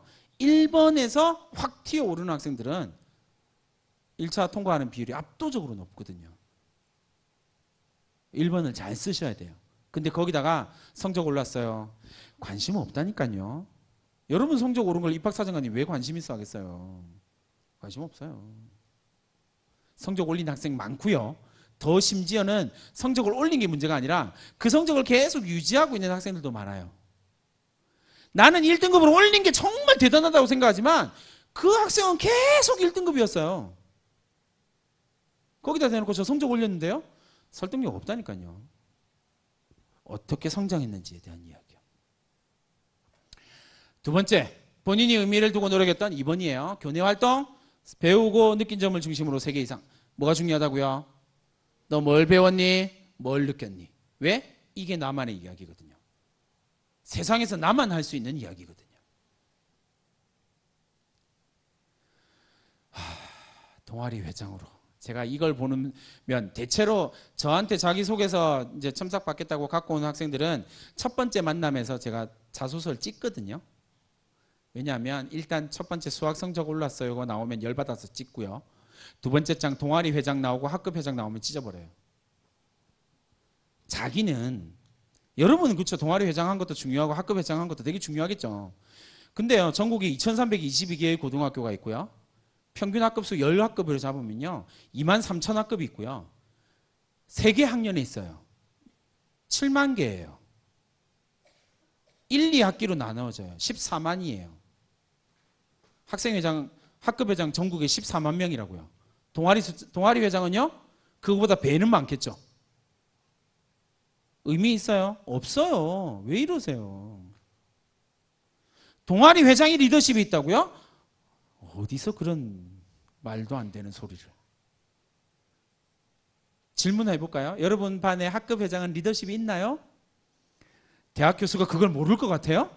입학사정관들이 그걸 몰라요? 동아리 회장은 리더십이 있는 게 아니에요. 내가 리더십이 있는 활동을 할 때 리더십이 있는 거죠. 그러니까 이런 거 제발 적지 말라고요. 전공 관련 활동에 대한 이야기를 꼭 적어야 된다고 생각하는데 아니요. 아까 이건 얘기했죠. 전공적 합성. 활동이 중요한 게 아니라 그 활동을 통해서 내가 어떤 능력을 캐치하느냐가 중요한 거예요. 학교 프로그램 설계 역시 하면 안 됩니다. 저는요. 이런 프로그램 저희 학교에 우수한 프로그램 금지어예요. 우수한 프로그램 없어요. 프로그램이 우수한 건 없습니다. 절대로요. 그러니까 그 다음에 아까랑 비슷한 케이스예요. 그죠? 장점 나열하는 거랑 똑같은 게 뭐라고요?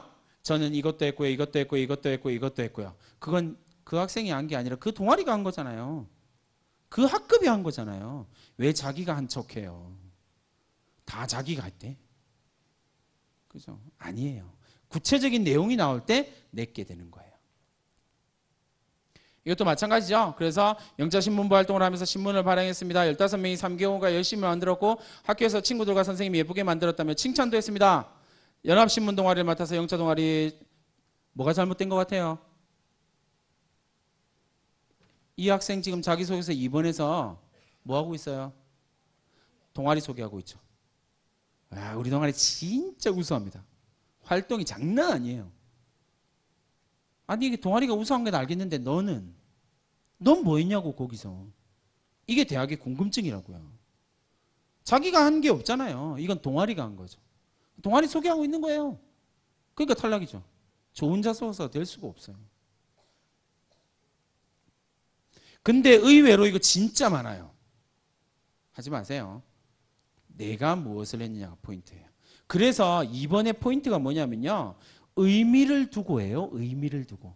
진짜 하찮은 활동인데 내가 의미를 뒀으면 이건 진짜 괜찮은 활동이 돼요. 왜 내가 의미를 뒀을까요? 내가 성장했거든요. 내가 변화했고 내가 발전했거든요. 그러면 나한테 의미가 있는 거예요. 그러면 이건 진짜 괜찮은 자소서가 되는 거예요. 3번 역시 마찬가지입니다. 2번에서요. 전공능력, 인성, 심화, 나의 활동 이런 것들을 적어주는 게 되게 중요해요. 아까 인성 얘기했죠. 제발 착합니다. 이런 말 적지 마세요. 퍼스널리티요. 나의 특성.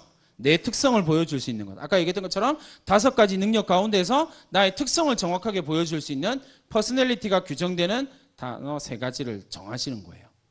5가지 능력은 5가지 단어를 의미하는 거거든요. 5가지 단어를 중심으로 그 단어를 설명할 수 있는 학생부의 활동을 끄집어 오는 거예요. 그게 나한테 의미 있는 거거든요. 3번도 마찬가지예요. 여학생의 70%입니다. 농담이 아니고요. 자기소개서를 제출하는 여학생의 70%가 저는 친구랑 싸웠는데요. 제가 착해서 먼저 화해했어요. 뻥치지 말라고요. 어디 그런 말도 안 되는 성격 나쁜 거 다 알고 있는데. 여러분들도 알고 입학사정관도 알아요. 그러니까 거짓말하지 말라고요. 제발 쓰지 마세요. 제발. 친구랑 싸울 수 있죠. 당연히 싸울 수 있죠. 싸우고 끝내세요 그냥. 거기다 제가 착해서 화해했는데 그런 거 쓰지 마세요. 왜 이거 쓰는지 아세요? 그게 제일 쉽거든요. 입학사정관이 그걸 모를까요? 당연히 알죠. 쓸 게 없구나 라고 생각해요. 부정적인 평가가 이미 나와버렸죠. 쓰지 마세요. 그 다음에 두 번째요. 누구나의 경험이 되는 것도 되게 나빠요. 여기다가 이름만 바꾸면 사람만 바꿔도 누군가의 경험이 될 것 같은 이야기 쓰지 마세요. 그런 이야기는 설득력 없어요. 뻔한 이야기, 뻔한 결론 똑같은 이야기고요. 그리고 오해 좀 해결하지 마세요. 그냥 오해 좀 안 해결했으면 좋겠어요. 그냥 자소서 읽을 때마다 화가 나 죽겠어요. 그냥 오해는 그냥 친구들하고 해결하세요. 자소서에서 해결하지 마시고요. 현실에서 해결하시라고요. 제발 좀 그만 좀 해결했으면 좋겠어요. 자소서 3번에 그런 거 쓰는 거 그런 데가 아니라고요. 나의 퍼스널리티를 어떻게 규정할 것인가에 대한 이야기. 그래서 내가 어떻게 성장했느냐.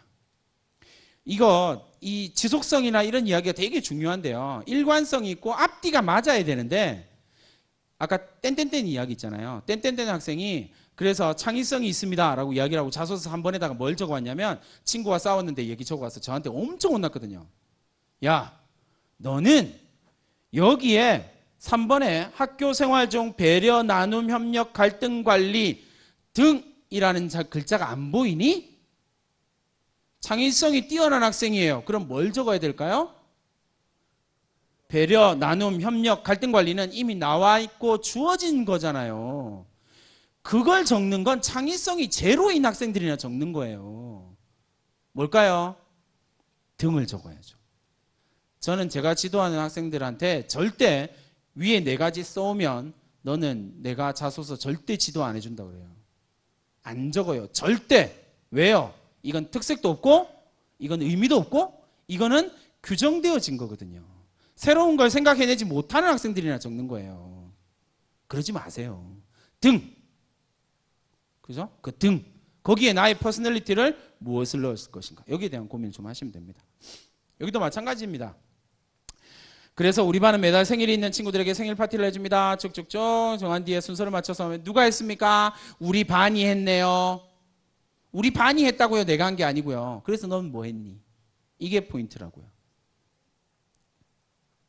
그래서 3번에 들어갈 내용이요. 인성, 공동체의 과제. 되게 중요한, 두 번째 거 되게 중요합니다. 공동체의 과제를 내가 어떻게 실현해냈는지를 3번에 쓰면 진짜 좋아요. 나의 퍼스널리티를 공동체의 과제에서 어떻게 투영시켰는지를 보여주는 거예요. 관철시켜 갔는지를 보여주는 거예요. 이게 되게 중요합니다. 그래서 내가 인격적으로 성장한 것도 좋고요. 아니면 그냥 변화하고 성장하고 발전한 것. 요거 포인트로 잡아주시면 좋을 것 같아요. 이 학생은 시간이 없으니까 그냥 넘어가고요. 두 번째 학생이요. 이 학생이 제가 지도한 학생들 가운데 정말 특이한 학생이라서 소개를 해드릴게요. 이 학생은 1학년 때, 2학년 때 꿈이 경찰이었고요. 저는 3학년 때 만났어요. 자기소개서를 이제 지도하기 위해서 만났는데 경찰 관련 활동 많이 했고요. 동아리 활동이 뭐예요? 건축이요. 방송반이요. 학생부를 제가 선생님이 학생들의 학생부를 쭉 보면요. 웬만하면 꿰어야가 나오거든요. 이 학생의 지향하는 바가 뭐고 이 학생이 어떤 걸 꿈꾸고 있는지 뭐 이런 것들이 나오거든요. 웬만하면 나와요. 꼼꼼히 읽어보면 웬만하면 나오거든요. 꿰는 게 나와요. 근데 이 학생은 아무리 꿰도 안 나와. 건축 동아리와 뉴스 이거 어떻게 하지? 모르겠는데. 방송반 하나 경찰은 또 뭐야? 막 이렇게 하면서 3학년 때 행정은 저랑 정하는 거니까 경찰, 건축, 방송 뭐 어떻게 연결시키려는 거야? 꿰일 게 없어요. 이렇게 꿰일 게 없으면 선생님은 뭘 하냐면요. 이 학생의 옛날 이야기를 들어요. 왜냐하면 학생부는 이 학생이 살아온 삶의 총체적 결과물이거든요. 그러니까 이 학생부에는 반드시 이 학생이 가지고 있는 심리적인 트라우마나 아픔이나 성장, 뭐 상처 이런 것들이 다 포함되어 있어요. 그게 드러나도록 되어 있거든요. 왜냐하면 그 활동으로 그걸 드러내기 때문에 학생은요. 자기 이야기를 계속 하게 되어져 있거든요. 그걸 꿰는 게 되게 중요한 거예요. 그래서 이 학생한테 물어봤습니다. 야, 일로 와봐. 너 어릴 때 어떻게 살았니?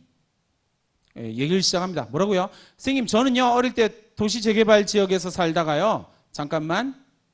어디서 살았다고? 도시재개발 지역에서요. 그럼 뭐가 나와요? 꿰어지는 게 나오죠. 이 학생의 상처는 뭐예요? 도시재개발 지역에서 살았던 어릴 때의 트라우마예요. 그 지역은 너무나 무서웠거든요.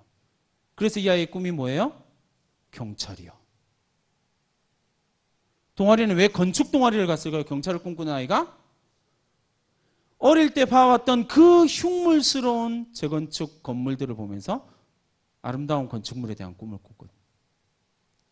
이런 트라우마들이 다 녹아져 들어가게 돼 있어요. 그래서 이 학생은 결국 어디 썼냐면 중대 공공인재를 썼어요. 저 선생님이 근무하는 학교에 중대를 간 학생들 중에서 내신이 가장 낮은 학생이에요. 제가 이 학생의 꿈을 뭘로 만들어주고 방향성을 어떻게 해서 행정학과를 쓰게 만들었냐면, 꿈이 뭐냐면 이거예요. 도시재생을 꿈꾸는 행정 전문가요. 세상 그 어디에도 없는 직업이요. 이 학생만의 꿈. 자기의 트라우마, 자기의 한계, 자기가 가지고 있는 부족함들을 메울 수 있는 자기만의 꿈. 그게 꿰인 거예요. 자기의 학생부로 관통하는 단어를 찾아낸 거죠. 그게 되게 중요하다라는 이야기입니다. 이 학생은요, 제가 좀 정말 답이 없는 학생이라 제가 진짜 고민했었거든요. 그래서 1학년에 보시면 좀 괜찮아요. 되게 괜찮은 학생이었어요. 근데 진로 희망을 한번 보세요. 1학년 때 상경계열이고요. 2학년 때 계층갈등 사회학 연구원이에요. 제가 사회 선생님이거든요. 근데 계층갈등 사회학 연구원은 뭘 하는 건지 모르겠어요. 그래서 야, 넌 이걸 적는 것도 웃긴데 담임선생님 2학년 때 담임선생님 이걸 뭘 어떻게 하라고 적어줬냐? 2학년 담임선생님을 가서 대팡 뭐라고 왔거든요. 어떻게 하라는 거지? 근데 더 황당한 건 이 학생 문과거든요. 동아리가 뭐라고요? 과학 관련 동아리요. 답이 없죠. 적정기술 관련된 적정기술 에너지, 공적 개발, 환경 불평등. 이건 도대체 뭐야? 이 학생이 제가 근무하는 학교에서 가장 입지전적인 인물이에요. 이 학생 어디로 갔냐면요. 이 모든 걸 결합하면 쫙 끼워서 뭐가 나오냐면요. 러시아가 나와요.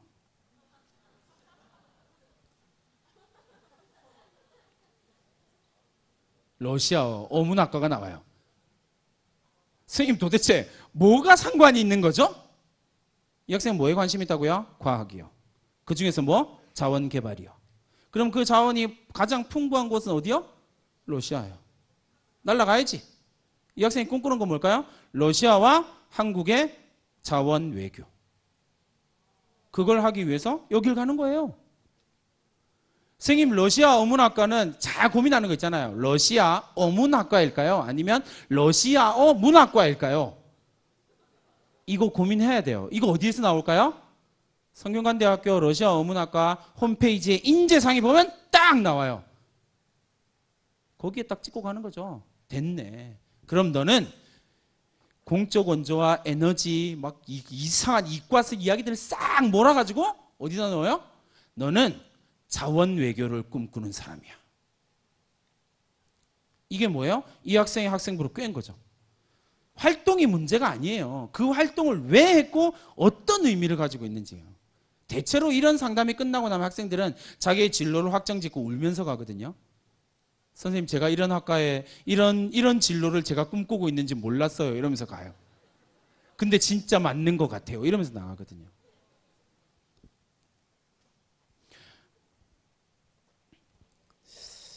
돌멩이입니다. 라틴어에서요, 돌멩이는 두 가지 단어로 사용이 됩니다. 하나는요, 페트라라고 하는 단어예요. 페트라는 뭐냐면 영어로 피터. 성경에서 베드로라고 번역되는 우리나라 말로 반석, 딛고 올라가는 돌이요. 디딤돌.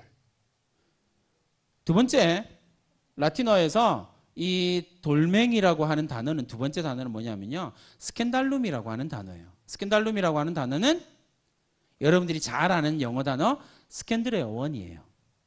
스캔들의 어원이 되는 이 스캔달룸이라고 하는 단어는 걸려 넘어지는 돌을 말해요. 학생 여러분들 앞에는 지금 김해지역 그리고 고등학교 학급이라고 하는 돌멩이가 놓여져 있습니다.